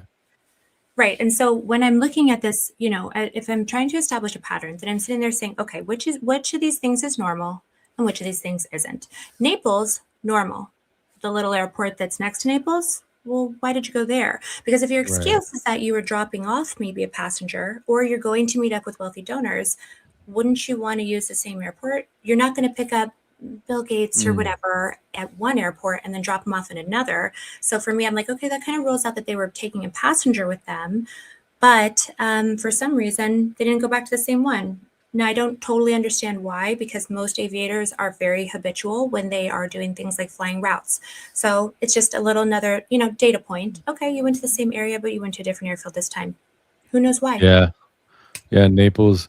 Yeah, that's interesting, because if you think about it, like, imagine you're I don't know, to humanize it for people that don't fly.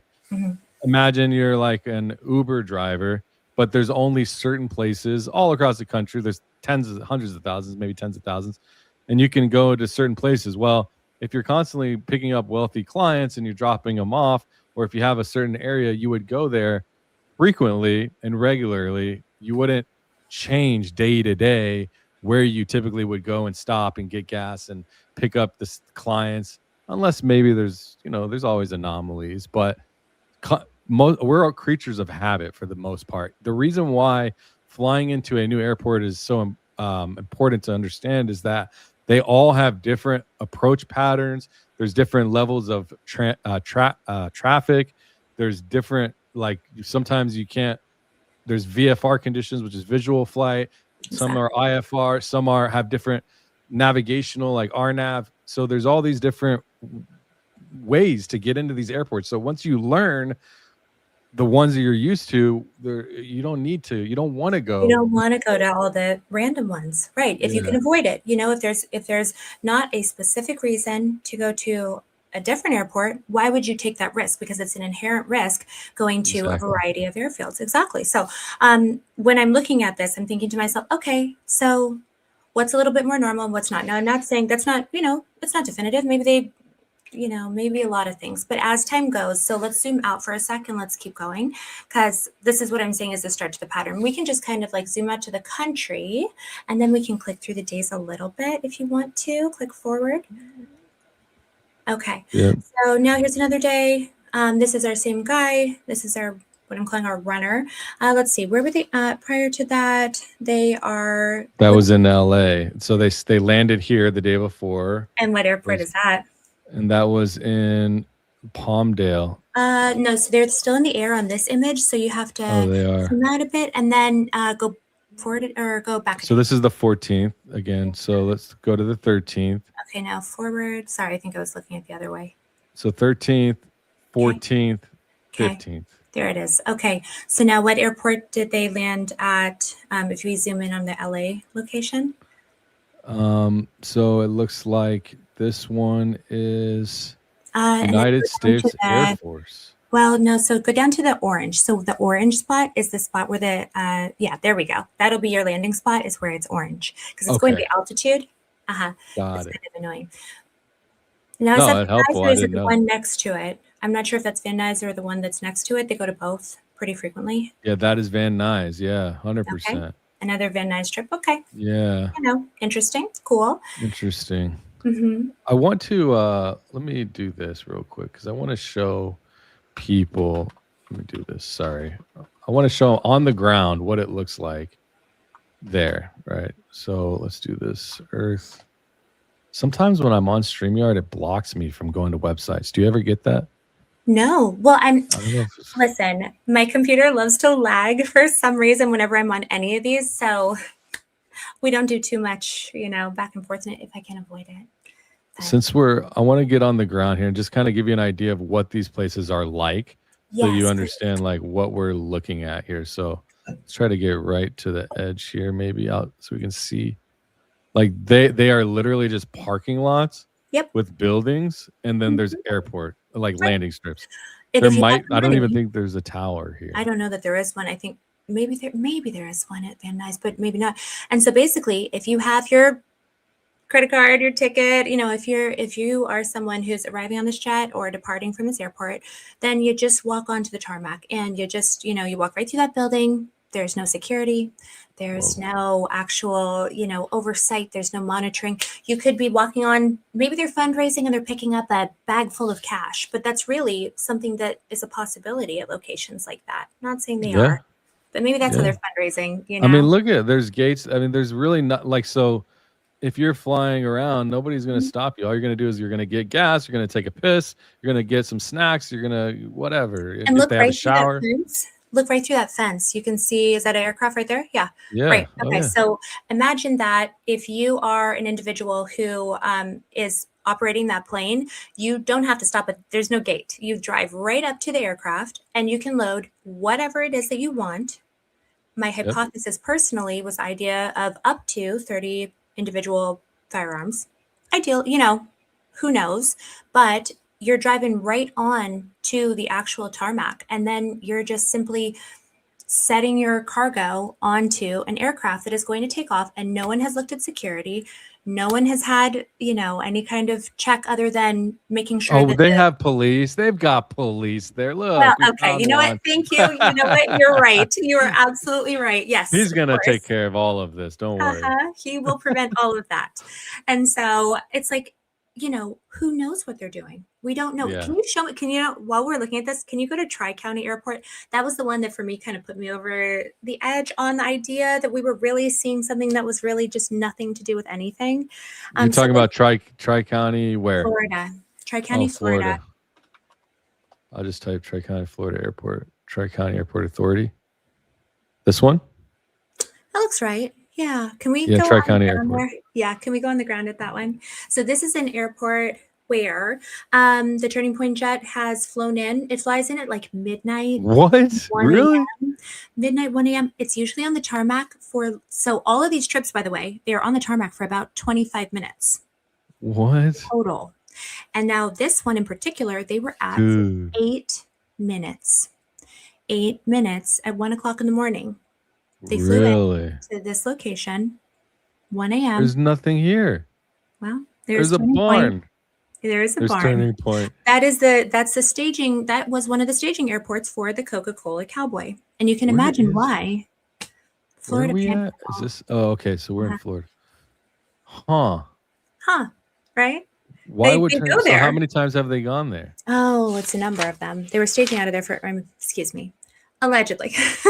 They were utilizing that airport for whatever reason for a while. I'm like, I have to go back and look at my dates on that one. I know can you put them on the flight, any of them in these times? Well, so this is the question, right? Now, what I can say is that I've observed a number of times when Charlie was somewhere else. So Charlie himself does not appear to be the person who's on this aircraft. Like there's no Right. indication that he was the passenger. There's no indication of that. But they were being used by Turning Point, allegedly. So well, they were. No, I mean, that's were. definitely true, yeah, right? that's what they were. They were. Okay. Okay. So now that we've kind of visualized a lot, right? Do we want to go back to the other one? Yeah, let me just show you where their little meetup, like an example of a little meetup. I'll just give you an example of that. So go to 1020 for this, these guys that you have been looking at here. Oh, where am I? Oh, here. Okay, here we go. Okay. So what we're looking at is, so this is a few days later. So now they have already, they've been running all over the country, fundraising, of course. And they have been fundraising out of this Hanscom Field, as in they just go there very often as kind of the location where they're staging all of their fundraising, right?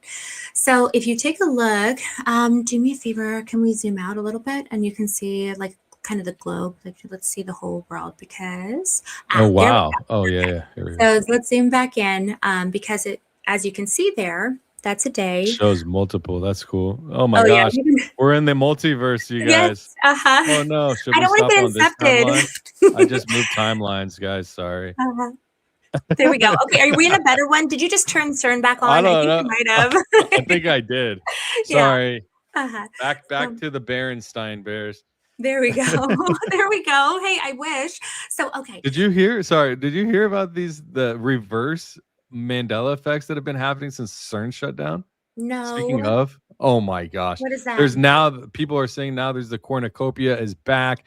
Fruit Loops is spelled with 2 O's. I mean, I don't know. Let me know in the comments. I might run some content on that because I love conspiracy content. Yeah. Right. Oh my gosh. I'm always like, I don't know if they want them to turn it off or back on. I'm like, are they going too fast or too slow? I don't even know.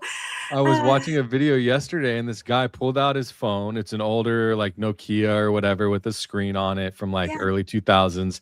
And he charged it. He hadn't used it since he's, whatever. It's an old phone. It doesn't have apps and shit like we got now. But he had it in the phone in the new phone, the Apple iPhone was moving like 25% faster on time.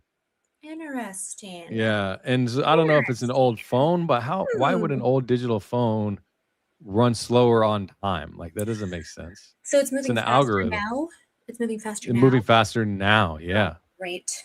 And I don't know if that's a conspiracy. I don't know. Is that the one that we want or is that not the one that we want? I actually don't know. We want the old phone. We want the old phone. Listen, whatever you have to do to make it 2015 again, I'm into it. Like, all right, hold on. I got you. 1 second. All right, here we go. No, I'm kidding. Oh, wait. Go back one to the right. This is important. Okay. I don't know why. This one. Here That's we go. the one. Okay. Thank you. You feeling that one? I am feeling that one. Wouldn't that be crazy if you were to hop timelines like that? I wish.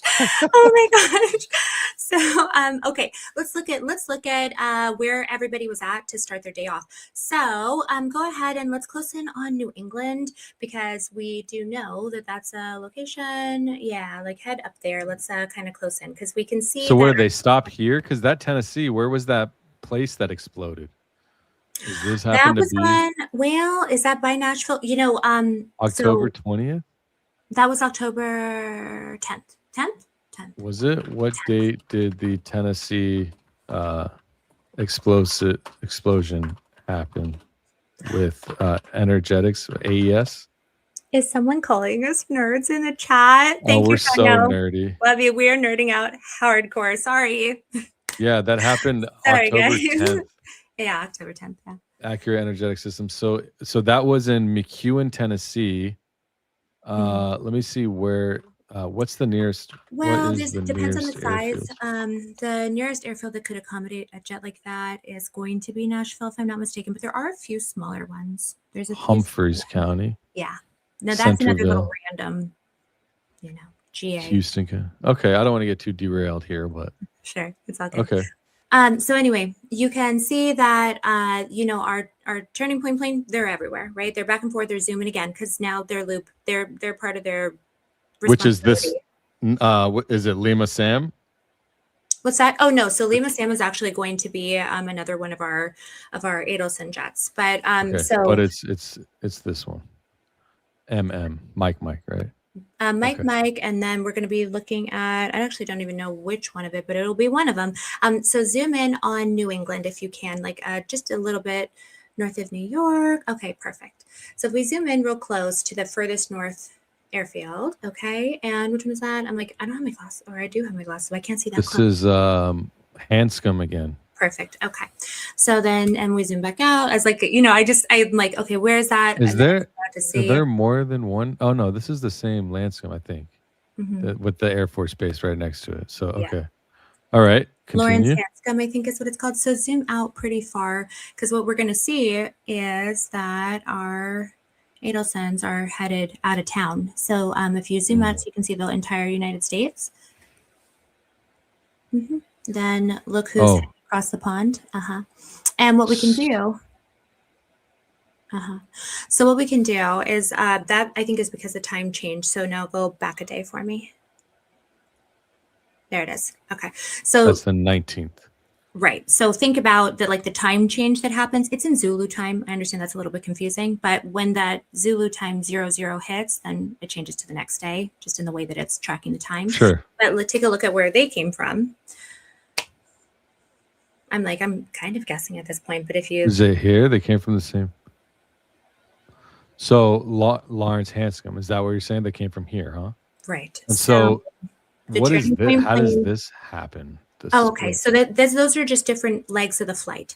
So the orange part is where it's getting ready to land, right? And then you can see them, the color. Oh, so they're coming in, they're landing, and they're going off. Click on anywhere on that line if you want to. Like you can click anywhere on that line. And you can see them. Yeah. Cool. And then so it's like they flew into Hanscom, and then they flew out, and that's the place that our little turning point plane has been back and forth to a whole bunch. They've been running around the country, and then for some reason they keep going back to Hanscom to do their fundraising there. And then on the 19th, or I guess technically is it the 18th or 19th? This is the 19th, and then it changes. Yep. The next day to the 20th. And then so this is that's the main area, the Newfoundland. Okay. Yeah, this is the Adelson's flight. So this, you're assuming Miriam Adelson is on this flight, or it's at least she would never. I don't think that she would actually go. I'm like, I don't think she was on the top of the Losi Center either. Do you know what I mean? Yeah, but it is her personal. I mean, it is her. It's her personal jet. This one specifically. Yes, all of those are part of the Sands fleet. And then if you take a peek to see where they the Sands. So it's connected. It's her hotel owns it. The casino. So there's she has three separate wings. I mean, aviation ownership is its own beast, but these ones are specific to be used by the company, the immediate C-suite, the super, super, super VIPs, and the family themselves.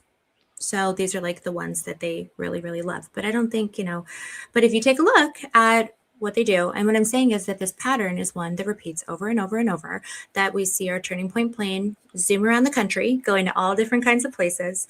Then they meet up with the Adelson plane at one of a few airports, Van Nuys, Hanscom, their actual hangar at Boston Logan, and then an Adelson plane drops by, stops for a little. They end up in the blue and white team's house. They head right over. And so the pattern. What happens the next day? They usually stay for maybe a day. It just kind of depends on what they do at that point. There's a little bit of a, Okay, the 24th. France. Yeah. Interesting. Oh, I could get sucked into this. It's fascinating. Back again.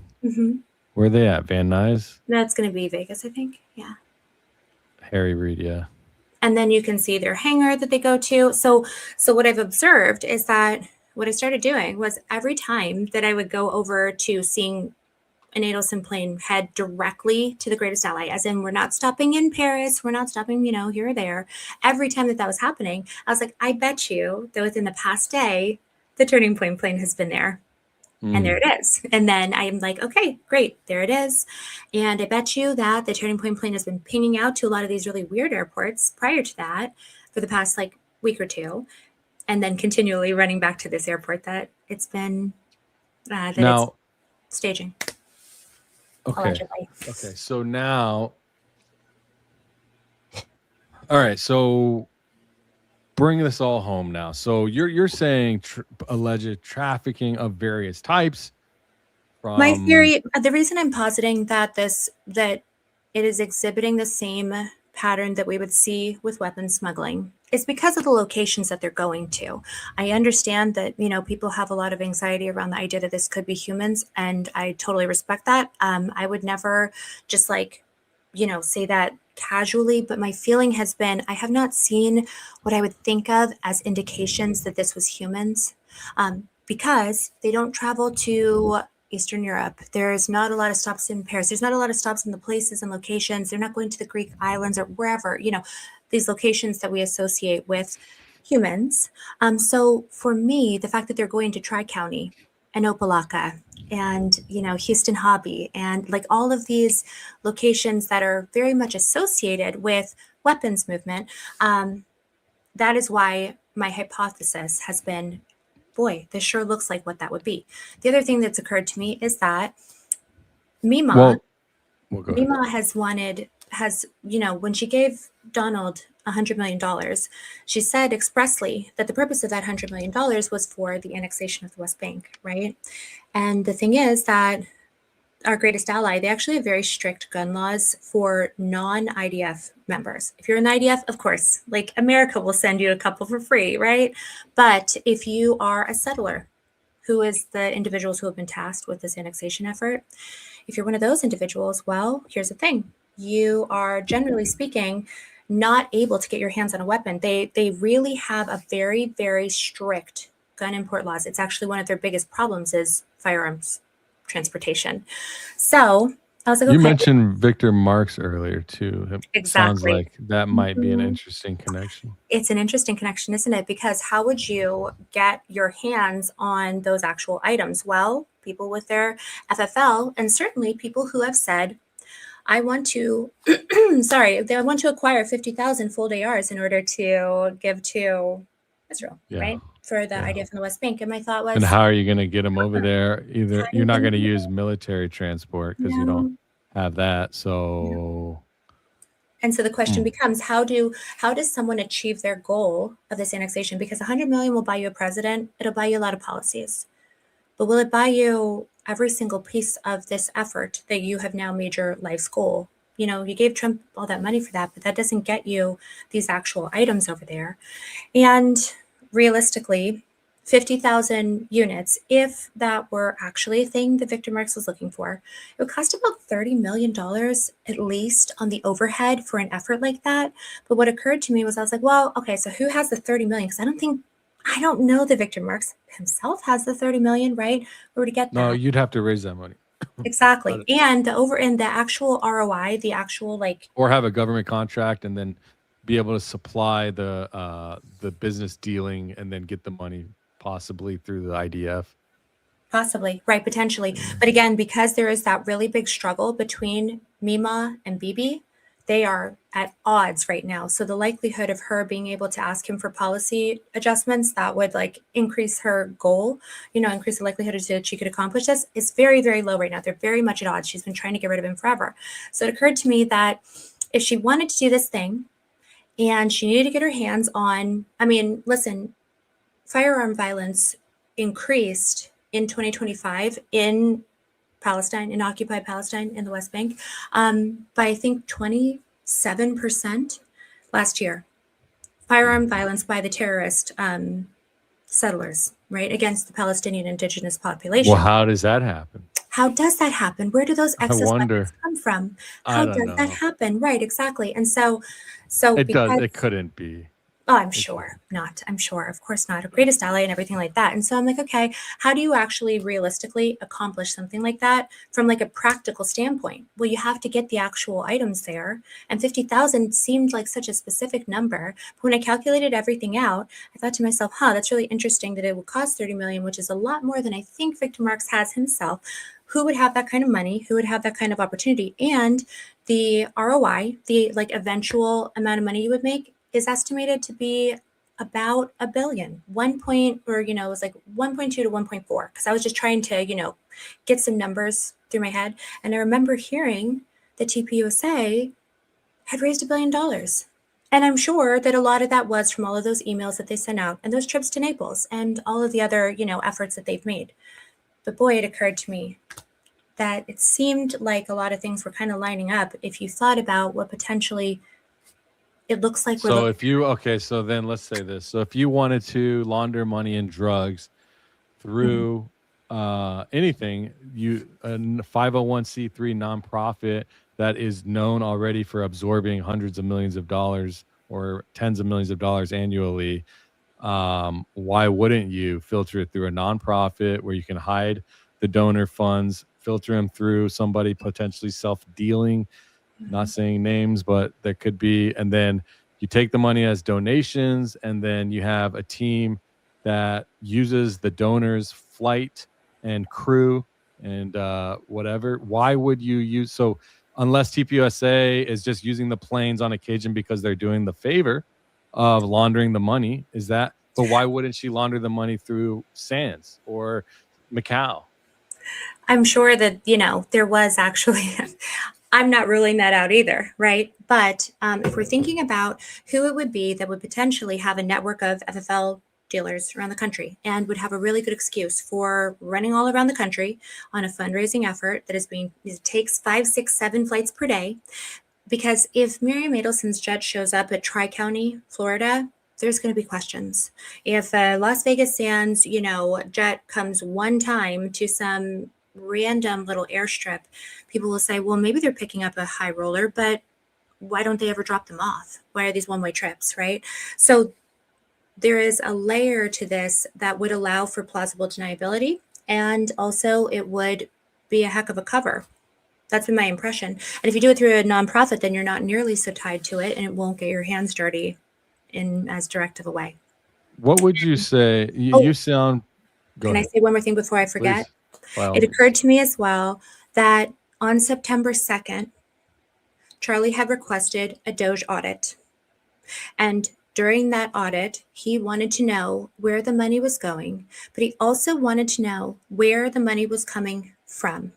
And this effort in late summer was increased in frequency significantly. This amount of runs, loops, whatever you want to call it, it went from being about every 40 days to every 1 month to every 2 weeks over the summer. And they were doing it with such frequency that something had changed, was my impression. Maybe it was just their fundraising, maybe. But something prompted Charlie on September 2nd to say, I want to know where the money is coming from. And I've been thinking about, how would a founder not know where the money is coming from? Why would that be enough of a concern to him that he felt that he wanted to actually remove people from their positions in order this audit? And as an aviation person, you know this, I know this, Charlie was an aviation person. And what to me that meant was that if Charlie started seeing, if he was tracking his planes, he'd know the difference between Boston Logan and Boston Hanscom. He'd know the difference between Tri-County. And if they were going to Naples in one moment and Tampa the next, he'd be like, hey, why are you, he'd know, why is this happening? And that could, in my opinion, lead someone to some questions. And that might make someone order a Doge audit to see where the money was coming from. Well, if you're concerned for your life, and then it happens to be that your life is basically operated by all of these people, then you would probably start getting nosy, right? Right. Getting paranoid, you know what I mean? So it very easily could be that is exactly the case. And also, it's easy when you say, like, how does it that the CEO or Charlie Kirk doesn't know about the money and where it's coming from? Well, they set it up this way. They have this whole fundraising donor executives. There's 2 positions that they've been rolling with. Stacey Sheridan has been one. There's John McGovern is another. Yes. And these people, I hate to say it, but Stacey Sheridan looks guilty as could be to me. She's got 3 companies that she's taking profits off of donations and then 100%. Turning it into Turning Point USA while she's a key employee getting paid 6 figures. That's illegal.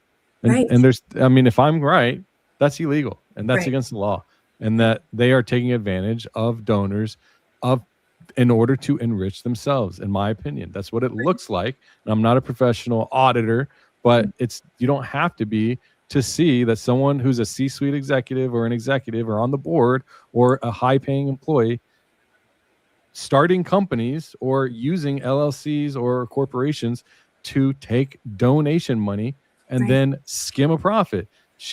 I've seen her companies take up to $9 million in profit over the last decade. Wow. Okay. I didn't know it was that bad. Well, since 2019. Yeah. Oh, another interesting fact. I don't know if you know about, if you could maybe shed more light on this, but I do know that she was affiliated, I think, with either Pepperdine or Liberty. Is that right? University? She was affiliated. Pepperdine, I think it was. Pepperdine. Yeah. And then what's interesting is she's tied in through through the industry to Mark Burnett. Yes. She's actually tied to Mark Burnett. JDA represents those companies too. Well, JDA represents both of those companies that she came from as well. So like, it's like they all know each other, right? And Mark Burnett, absolutely, I'm sure, you know, they all know each other. And so my feeling has been. But what's weird is Mark Burnett. Go ahead, sorry. No, you're good. I was going to say Mark Burnett hates Trump, so I don't. Oh, does my he? bad. Go ahead. Yeah, Okay, he doesn't so like. Actually, great. I don't. I think I could be wrong. Great point. Great point. So I think this is just my opinion that a lot of these individuals. Or actually, no. I think he got him into the White House. It's the opposite. He loves them? Helped Trump. Yeah. Interesting. Yeah. Okay, and Jimmy Kimmel made fun of him and all this stuff. It was a big embarrassment. Barron showed.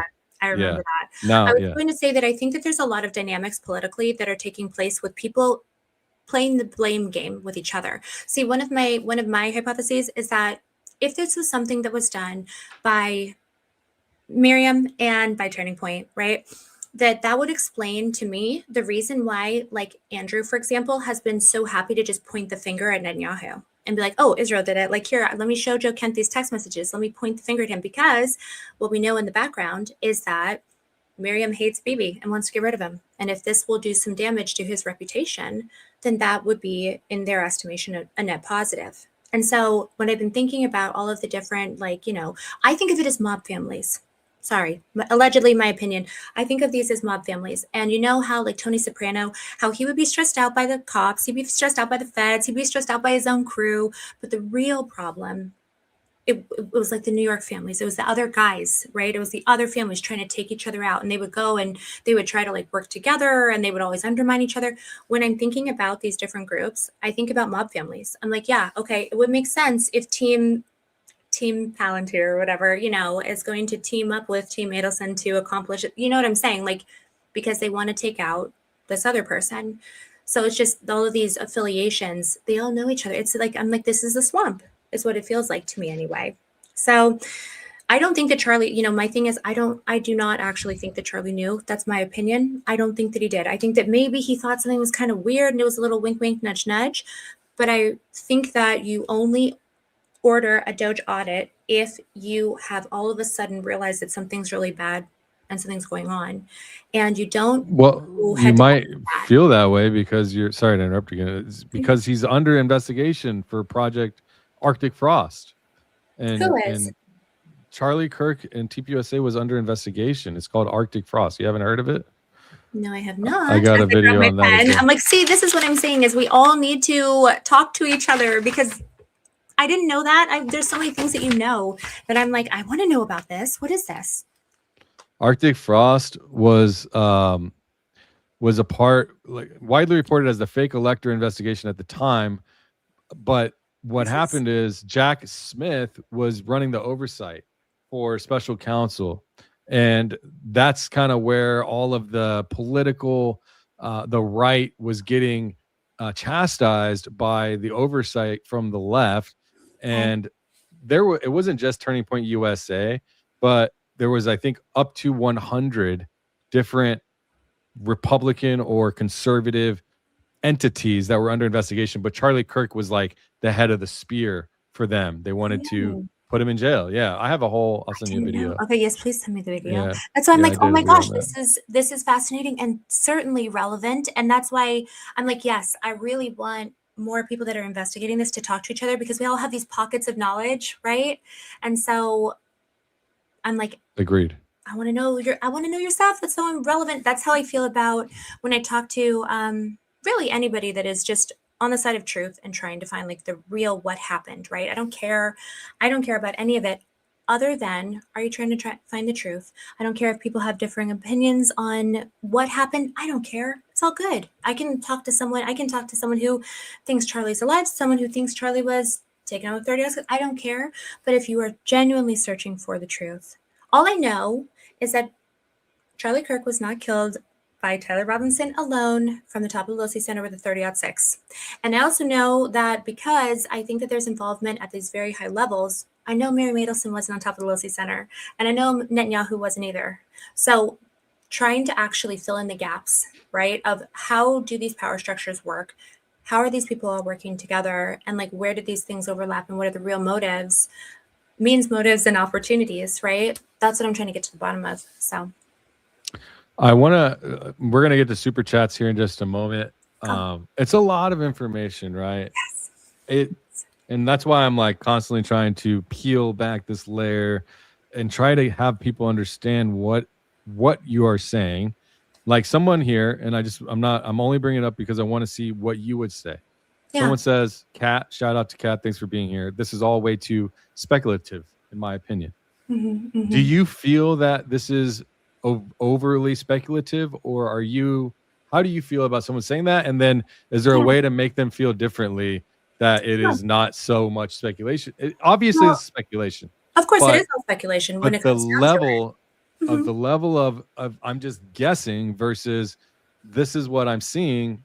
Right. The speculation is different, right? It's weighed differently. So it's data-based speculation. And unfortunately, when it does come to investigations, whether those are taking place at an actual, government agency, or if they're taking place independently, speculation is really where you start. That is part of the investigative process. Now, that being said, it's all data-based speculation. And for myself anyway, I have been working on and developing my working theory of what happened for about the past 6 months. And I've been yet unable to disprove it. What I would love to do is to be able to disprove it, because I don't want to be right about this. This is awful if it's true, right?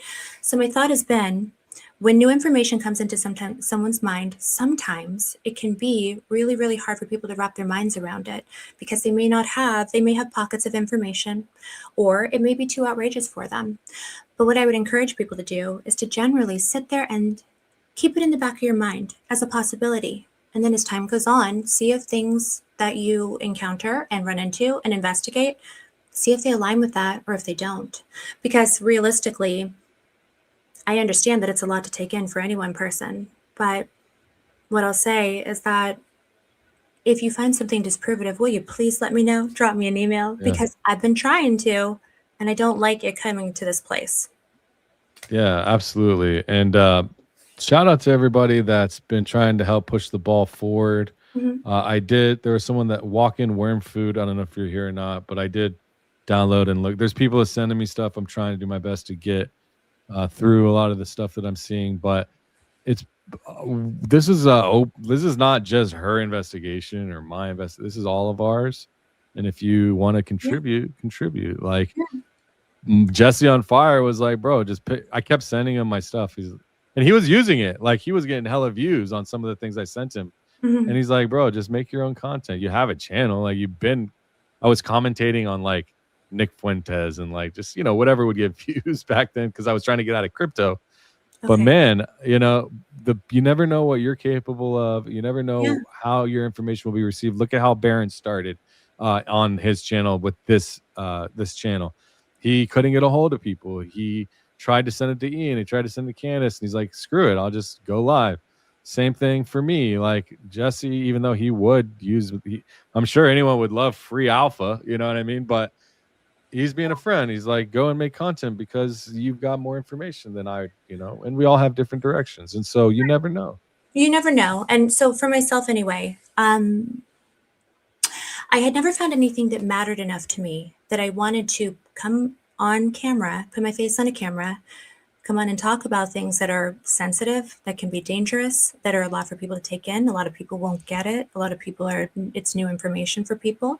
It's a lot to be in social media. Never been a social media person. I've been an educator. I've been in medicine, and I've been an aviation enthusiast. And so for myself anyway, I had never had anything matter enough to me that I was willing to do it. I'm not here to make a buck. I don't care about that. What I want to do is solve this because it's important. And so when something is really important, you do it. That's kind of how I feel. So yeah. So for myself anyway, I'm like, just being able to talk to people about this, but I do think it's good information for people. I really do. I really think that a lot of these different places that we can look, connections that we can make, and questions that we can raise, it's all legitimate. And if it makes people feel more empowered to look into things themselves, that's kind of the ideal outcome, in my opinion. I do love my little community. Our little community is so good. I want us to always feel like we're the most informed and we're seeing around corners, because in my opinion, like, it's nice to feel like you kind of know what's going on. But it often will make everything make sense, is what I've found. And in that case, then I move from there. As new information comes up, you can never take your theory past the point of the truth, can you? I mean, theory is how you get to the truth. People will say, and I showed a comment earlier, and speculation is like 99% of what you need to get to the truth if you're searching. It's 100% of it. You have to speculate. You have to. So when you were saying, like, how do I find out what's going on? I mean, shit. I think if there's anybody watching this that has any employment or whatever that just wants to talk about, maybe you work there at one of these airports, or you work as an air attendant or a pilot, or you're an air traffic controller and you want to speak out, or we keep everything low key here. I don't divulge sources. And, the aviation community is like really tight knit, and I do love that as well.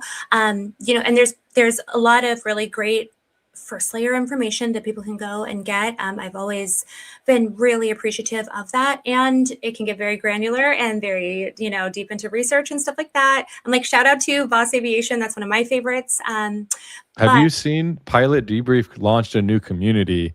Community.pilotdebrief.com. I'll just show you. It looks a lot like a Discord, which I think is really cool, but it's got all these, it looks like Discord, but it's got all these chat rooms and stuff that you can go and I wonder if coming in here, there's like 1,000 members, I think, but coming in here and just asking people, I might do that. I mean, they talk a lot about crashes, they track planes, they do reporting, the NTSB, so this is a good site, community.pilotdebrief. Yeah, no, I'm not sponsored or anything. They're just a great channel. Free shout out, why not? Yeah, why not? Yeah. Good stuff. Yeah, I couldn't agree more. There is so much that you can do with any hobby. My main thing about like going into all this aviation nerdy stuff is I'm always like, I think that girls need hobbies, men too, of course, but I think that girls need hobbies. I think girls need hobbies, especially as life goes. If you can find hobbies that interest you, that, make you curious about the world, and that are not kind of preventative from you being able to still have like a happy, healthy family and all that good stuff, then I'm always like, I love when women are like, oh my gosh, I'm really into this aviation thing, because you can literally do it from home, and you can get curious about the world and learn so much. So I always feel like girls need hobbies. Otherwise, nothing wrong with scrolling TikToks. I have a lot of sisters. I totally get it.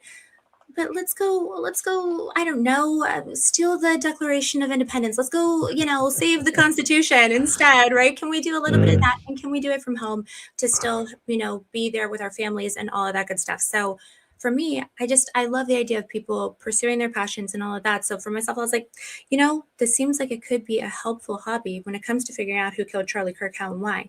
So I'm passionate about it. He's my fellow American. That means that we're going to do whatever it takes to figure out the truth. Yeah. Yeah, I think that is important. We should all be that way. And I don't think it should just, it's like we hear about these murders and stuff that happen in all these different places in this country, and they go on their one-day news report, 3 minutes on a news station. I hope that this doesn't stop with Charlie Kirk. I have a feeling that it's just starting. But there's a lot of stuff going on. And when you start thinking about, well, how many other murders were this and they just didn't get caught? There could be a lot more than just JFK. There could be a lot of operators and people that are citizens, or they know too much, or they've read too much, or they've talked to too many people. You never know. And I would hope that I have someone just like Candace or any of you, that's been here, because I'll tell you what, man, I would never do anything to myself. And I never want to put that energy out there. People always say, Danks, how come you don't say like, I'm not suicidal, whatever? Because I don't need to put that out there. You know what I mean? The more you put that energy out there, the more I trigger a thought in someone's head that didn't have it before. And I Yeah. strongly believe in energetic intention. And anyways, so yeah, man. But though there's obviously a lot more to cover. You have more coming on the Egyptian planes. And obviously, if there's any crowdsourcing that anybody wants to chip in, you can join her YouTube, her community. You can join my community. Go to clubvatra.com and join my community there. I think Anna might hopefully be joining soon. So a place to research. That's what we do. We research every week. We get together. We pop in the chat. We screen share. We're constantly doing that. So make sure you come and join us through clubvatra.com and join our Discord through that. Our weekly investigation is the investigator tier if you want to join the weekly calls, but we have calls randomly as well. So yeah, let's go to super chats. Do you do any membership weekly things or anything like that to announce? So I am really excited. We are starting to do some research along with me. I just wanted to make sure I had a couple members in there because I was like, otherwise it's just going to be me in there by myself.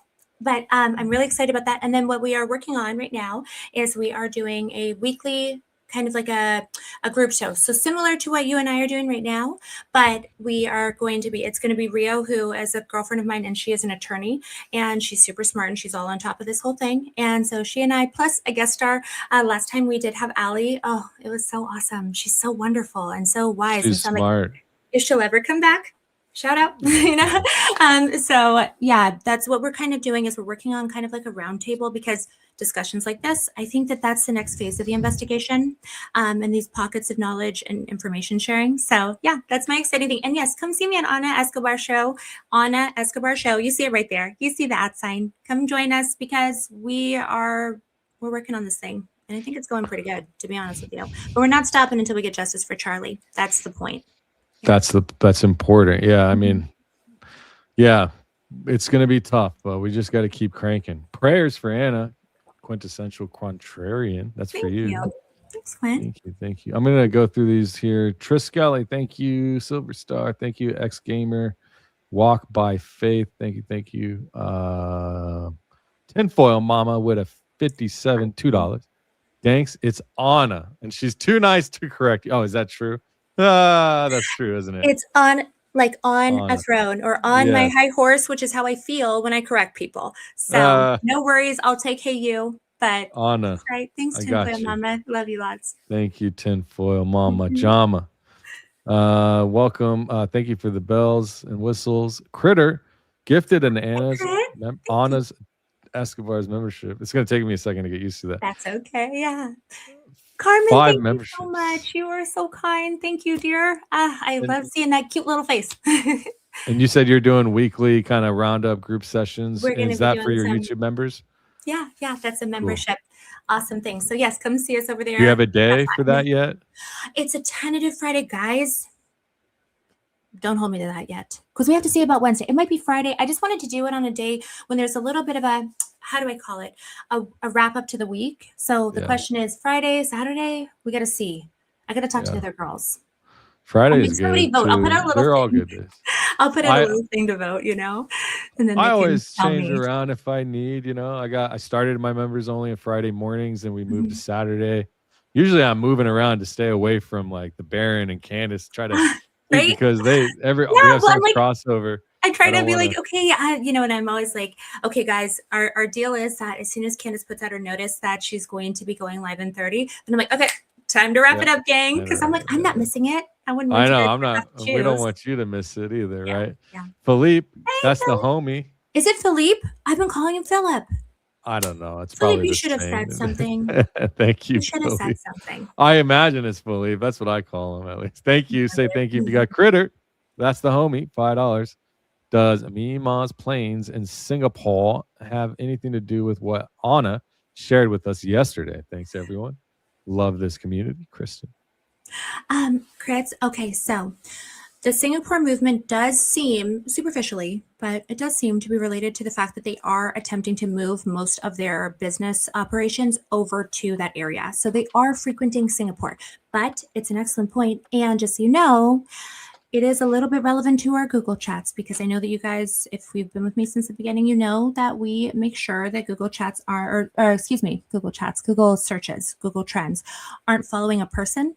Singapore has become interesting. So great tip. And we're working on it, but we got to stay ahead of it. You know that. Singapore would be an interesting place. That's not a place to mess around. Yes. Well, she's moving her business over there. Isn't that interesting? She's moving out of Las Vegas and moving to Singapore. Yeah, Asia and the gambling. And Amy, thank you for the memberships. Thank you. If you got them, say what's up. What's up? Welcome. Thank you. Thank you. Angela, Danks. When you going to make us some memes we can use in your chat? Keep bringing us the facts.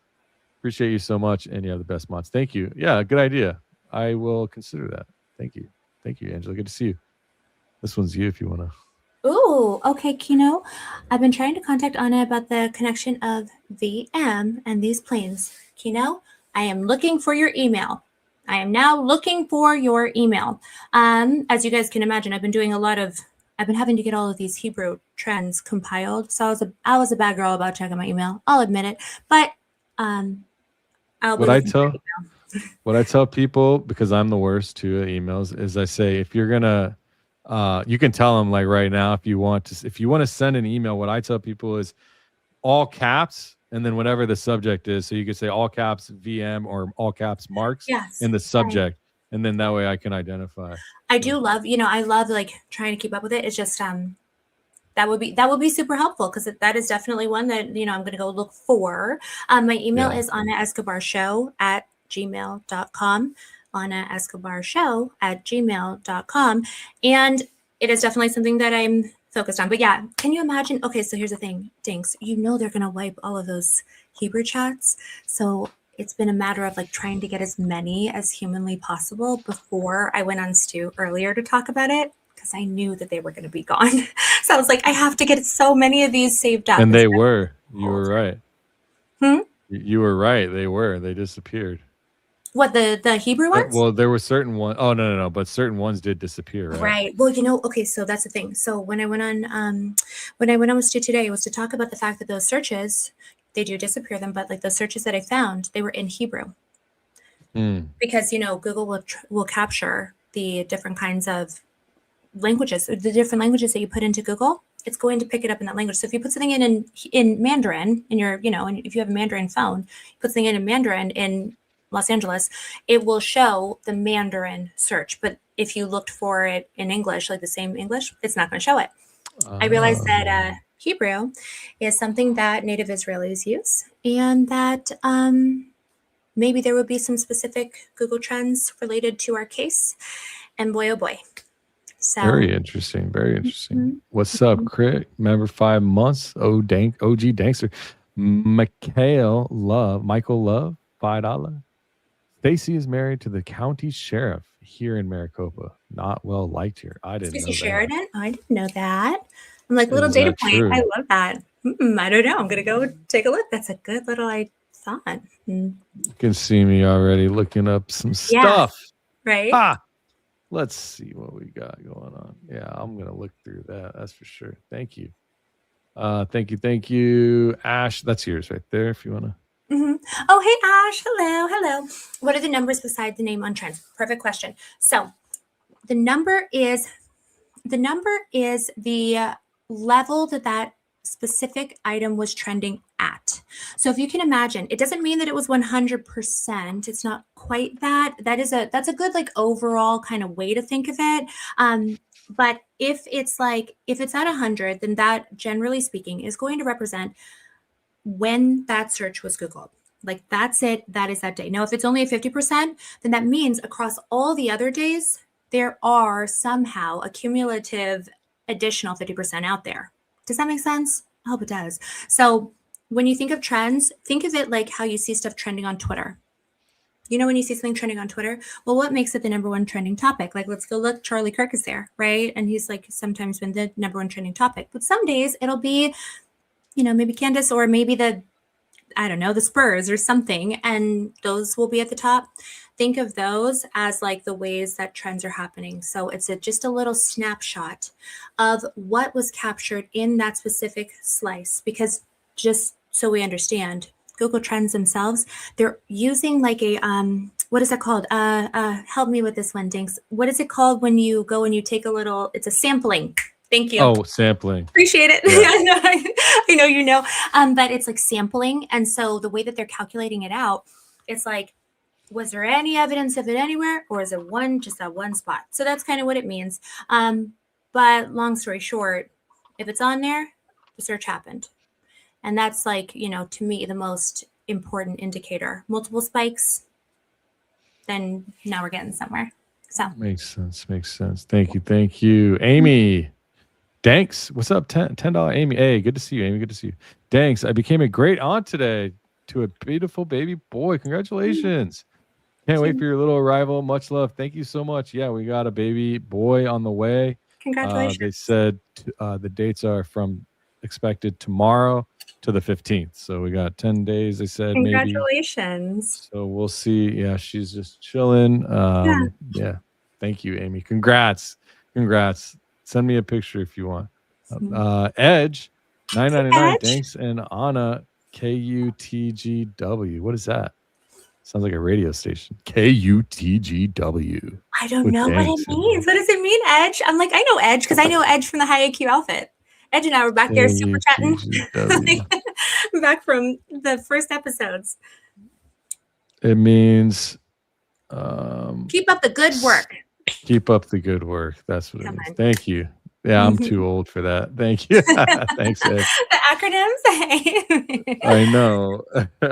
Hey, 50 super chat, big super chat. Thank you. Rise with Purpose says for $50, it would be great if we as a collective could come together and hire some private investigators to get photos of what they're doing at these airports, collect proof, and group of pods present the findings live.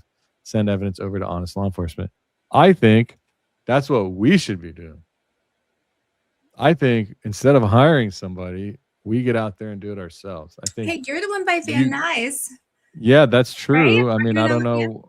I could. Yeah, I mean, it's about 2.5 hours, but I mean, it's, Oh, that's pretty maybe I'll hop in my private jet and take a quick flight. I'm always like, whenever I didn't want to look, I'm like, don't do it, please don't. I know. Put yourself in danger. I mean, hey, we got a nice super chat to contribute to our jet fuel. And there we go. To the PI fund. Maybe that goes to the PI fund, right? I mean, that's very. I agree. Very rational. I'm not shooting down.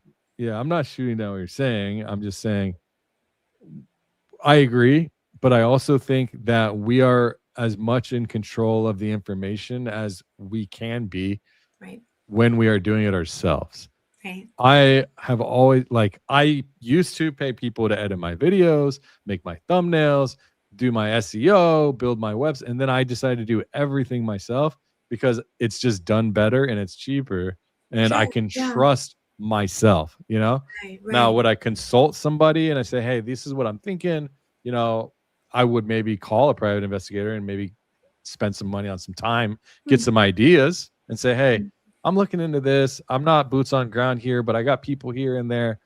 Can I buy your time for a couple hours and see how I would approach this? That's another way I would think about doing it too. Interesting. Yeah, that's a good point. Yeah, for sure. Because you want to be invested into what you're researching into, and you want to know all of the details. You're not going to know every single detail. Even if you hired an investigator and they sat there and explained everything to you, it would be a session like this, where you just watched today, instead of you unfolding and being the person like Anna explaining. You see, I look at information, gathering it and connecting it differently because I want to be in charge of the evidence. I guess it's just a personal. Good point. And that way I know the most. And in this digital age, I keep thinking, there's a lot out there in the digital stakeout. You know what I mean? There's a lot out there. So we can find a lot of open source information. However, I hear you. If anyone lives around Omaha, I'm just kidding. Just kidding. But hey, I know somebody. Good thought. That's true. Oh my gosh, you're right. Yeah, you're right. That's so funny. Yeah, Trigger is there. No, should we make him go? Maybe he will.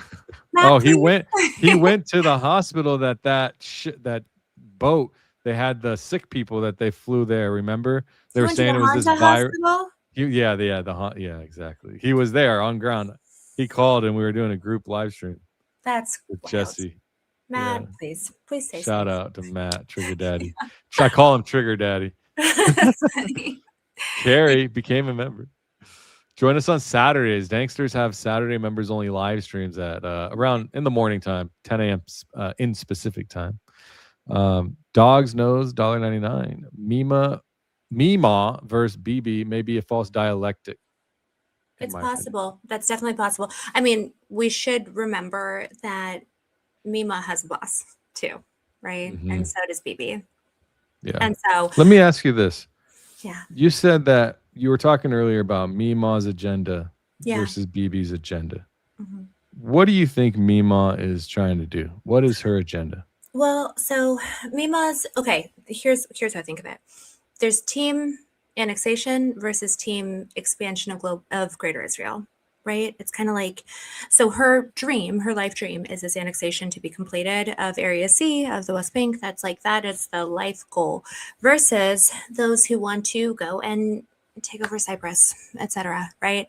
And so while those interests have at times aligned, they've diverged much more recently. It seems to me as though BB, whatever, he's just trying to cling to power, but he's been in power and it's been so entrenched over these decades that it's really hard to get rid of somebody that you kind of can't get rid of, right? And then I think that he feels the same way about her. So they're at odds, you know. I mean, you guys got to go watch BB Files. I mean, go watch it. Yeah. My goodness. That's the only way to fully understand. This one's you if you want to. Oh, hey, Rendoc, hey.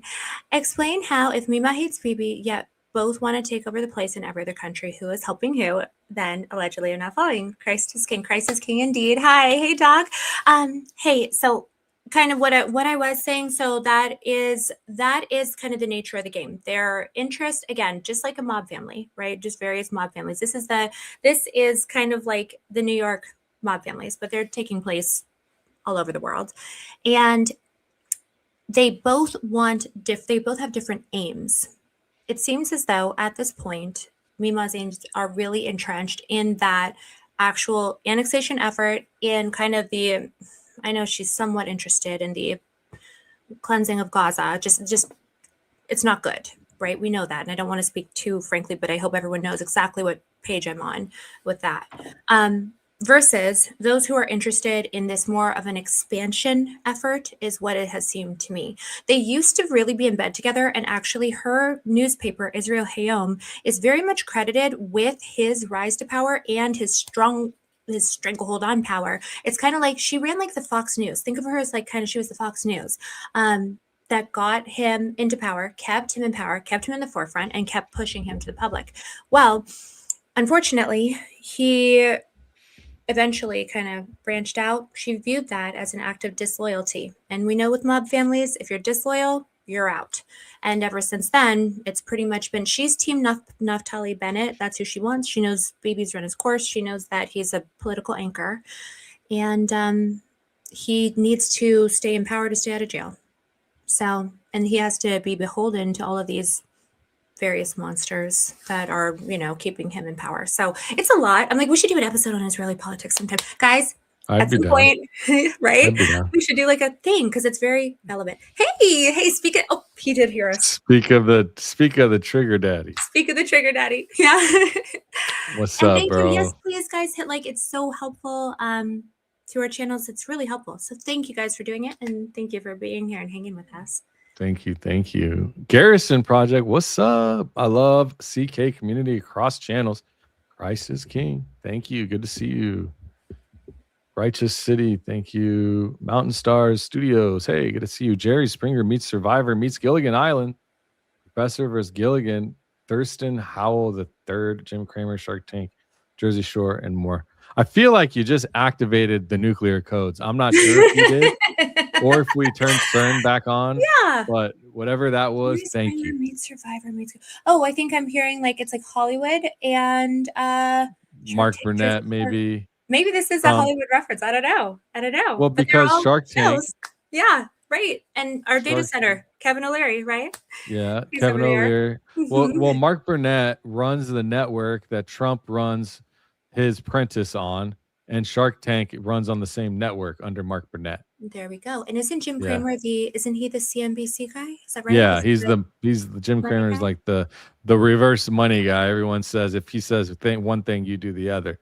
And But- Jersey Shore is just one of the funner shows of all time. Yeah, That was such a fun GTL, show. baby. I Jim love Can it. Laundry. Yeah, right. I remember Cab Zahia. I remember it. Yeah, I love that show. You know what's crazy? I gotta say this because I didn't realize what I was watching, but I want to share this because I wonder what other people think. This is a little off topic, but I watched this video yesterday. It was a Mr. Beast video where he, let me see. Thanks, you're watching Mr. Beast. Come on. Not I don't usually. know how, but I'm like, there's something I like. I don't know why. I have no reason to have this like. Well, I'm a concern gamer a about little them. bit, and this Okay. guy showed up. This video showed up in my stream, Mhm. and I thought it was kind of strange. And I was like, he's one of the most influential people, right? Well, he built a Minecraft server, and he called it Simpcraft, like simping, you know. Mhm. And they're all called simps in here. And I was just thinking about how those people you're talking about and that we're talking about, they are creating this debauchery. Uh-huh. And it kind of concerned me when I saw that he had this server full of people. He called it Simpcraft, and they hold Simpcraft events where they're all simping. They call each other Simping for simps. what? I don't know, but that's the Are they thing. It's like simping this for a mental. person? Well, not really. It's just called Simpcraft. But in my mind, I'm like, are you like trying to do something to kids' brains? You know what I Yes. mean? Yes. By doing this, you know what I Right. mean? I worry. I don't Simpcraft. know. It's like I know that that's not fair, and so I always try to, reserve judgment. But I just feel like, what is that movie, Squid Game? For some reason, I Yeah. feel like if I ever watch that, if I ever even just watch that content, I'm like, I'm gonna somehow end up in an episode of Squid Game or something. Like, no, I can't. It just feels like there's. it feels Yeah. like I mean, negative why around it, Simpcraft? Yeah. It's just kind of weird. I'm starting to see things very differently these days. Well, good. Thank you, Crit. Thank you, Crit. Thanks, Drew. Oh yeah, I gave some memberships. Nice. If you got them, you know what's up. King of the Air, Prince of the Air. Thank you, 8 Barnes. Critter's just making it rain membos. That's so sweet. Mountain Stars, on point, over the target, on point, over the target, over and out. Yeah, that's right. Burns mom, Trump Tate connection going to be big, worth a look. Yeah, I like that story. I'm very intrigued at I guess that the way that everything's being discussed. I'm surprised at the divide, and I'm surprised at the people that are now divided, because what it looked like, it was like everybody loved Andrew Tate, and then all of a sudden, I guess more information came out, right? And you start seeing he talked like this, and yeah. Anyways, that's probably for another.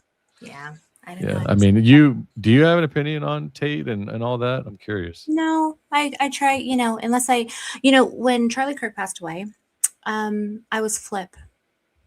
I will tell you that. I was flip. I was just like, because I didn't know what had happened. I was dismissive. Okay. The day that Charlie Kirk passed away, I was dismissive. Because I didn't know. In what way? I just kind of was like, well, and just kind of brushed shit it off. Happens. And then, because I hadn't seen what happened. I had never, I hadn't seen the video. I just heard about it, and I said, oh, wow, it's crazy. When I watched the video, it really changed my perspective, and I knew right away that I had to figure out what had happened, because he was my fellow American. And so therefore, you are not allowed to kill my fellow American on U.S. soil. I don't care what that person's politics were. I don't care if I agree with them on everything or nothing. I don't care. But the thing that really stuck with me was the fact that once I had actually listened to him speak, I agreed with so much. Mm-hmm. And I feel like I'm getting to know him posthumously. And that's like a real regret for me. I understand that it's really heavy for people, I think, who knew him and loved him, and I can only imagine.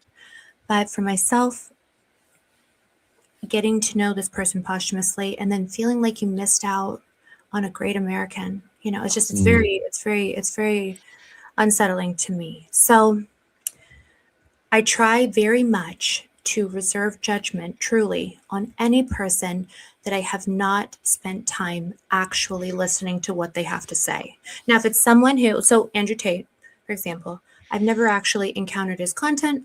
I do. And so therefore, I'm not going to judge, because before I used to say, oh, well, you know, people told me not to listen to Charlie and I didn't.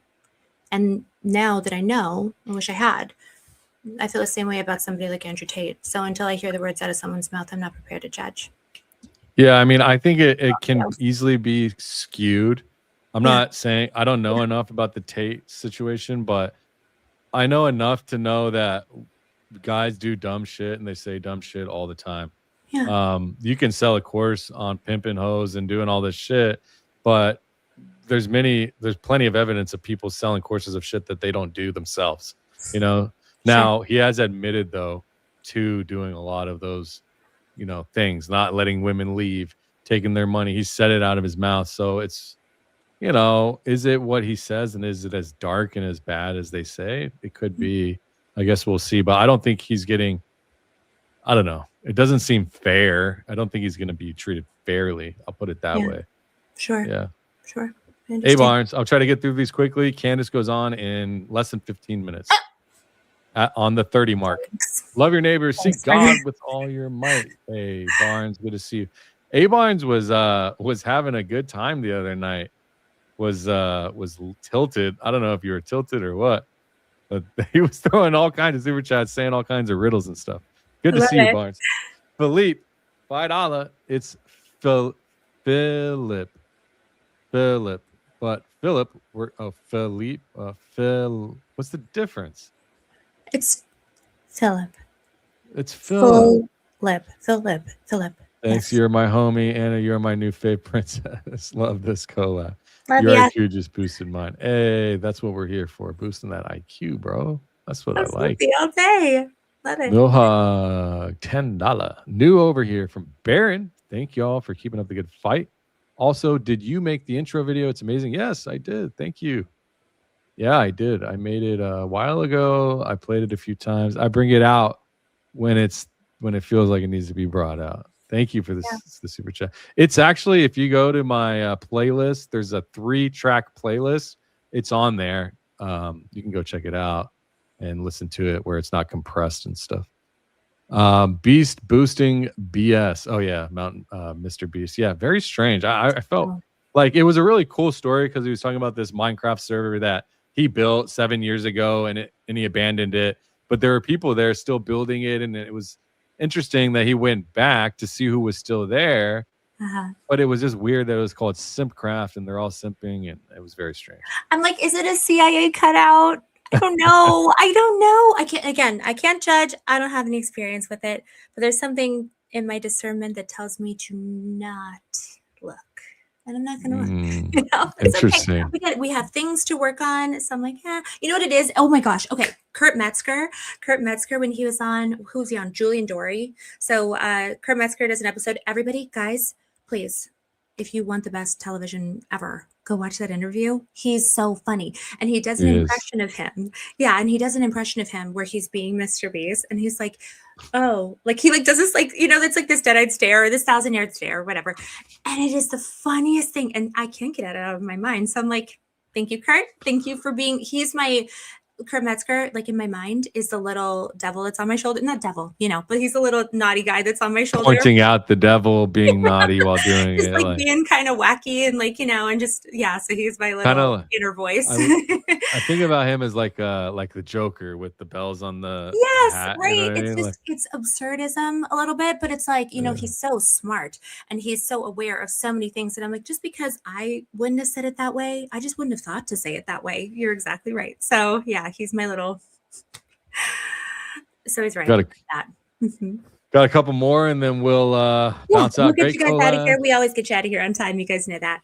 Thank you. Against Better Judgment. Hey, go see. She's got a channel herself doing great work on. Yeah, great commentary. Yeah, she's.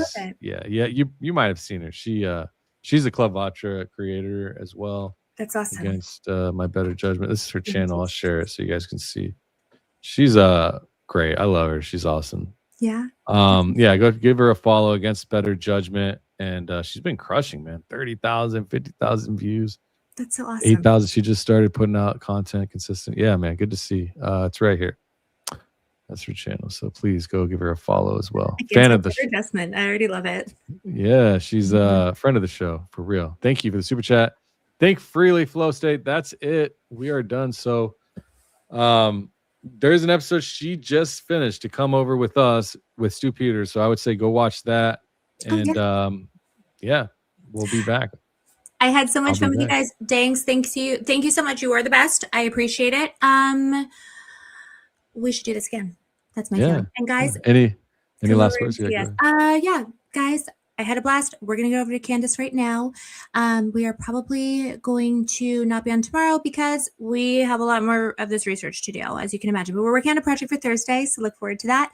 Come see us over on the channel because we got a lot to do and we're getting through it. You know what I mean? But I love my little community and I just want more people on Team Small Potatoes. So the more the merrier. Thank you guys for hanging with us today. And Danks, I'm going to harass you about us doing a little round table. I understand that there's a boys club and the girls can't join and blah, blah, blah. No, that's not true. You know, well then, okay. All right. There's a club. It's like all of us. We're all in the club. Not like any special. When I say club, I feel like. You see what I'm talking about. This is what we're now I have to backwash myself out of this somehow. Yeah, that's okay. That's okay. You know what? That's fine. Guys need to do it. But, the girls, we do have a lot of information. So, yeah, come hang out with us. I remember that one collab you did with, who was it? Elizabeth Lane? I remember Elizabeth. Oh, and ADN. Am I right about this? ADN? Oh, yeah, we did last week. Yeah. Yeah, that was so awesome. I love when people get together and talk about this stuff. Or Sunday, just 2 days ago. Oh, it was just 2 days. Like, oh gosh. Yeah. See, this is what I'm saying. Turn CERN back off or whatever. At this point, it's all just. I know. Well, I just changed us timelines like 8 times today. So oh my gosh, you know what? Actually, everyone, rest assured, guys, we're on the good one. And if we're not, and things get messed up, then come and tell this man. I'm like trying to point the right direction. It's the opposite. Come and tell this man that he needs to go, and he's going to have to go one back to the left. But I'm pretty sure that we're on the right round right now. So, fingers crossed. Oh man, God bless. Guys. This was great. I'm glad. Thank you for joining. I appreciate it. Thanks for joining, everyone. We'll see you in the next one. And have a good day. Let's go watch Candace. Enjoy yourselves. God bless. Christ King indeed. Peace.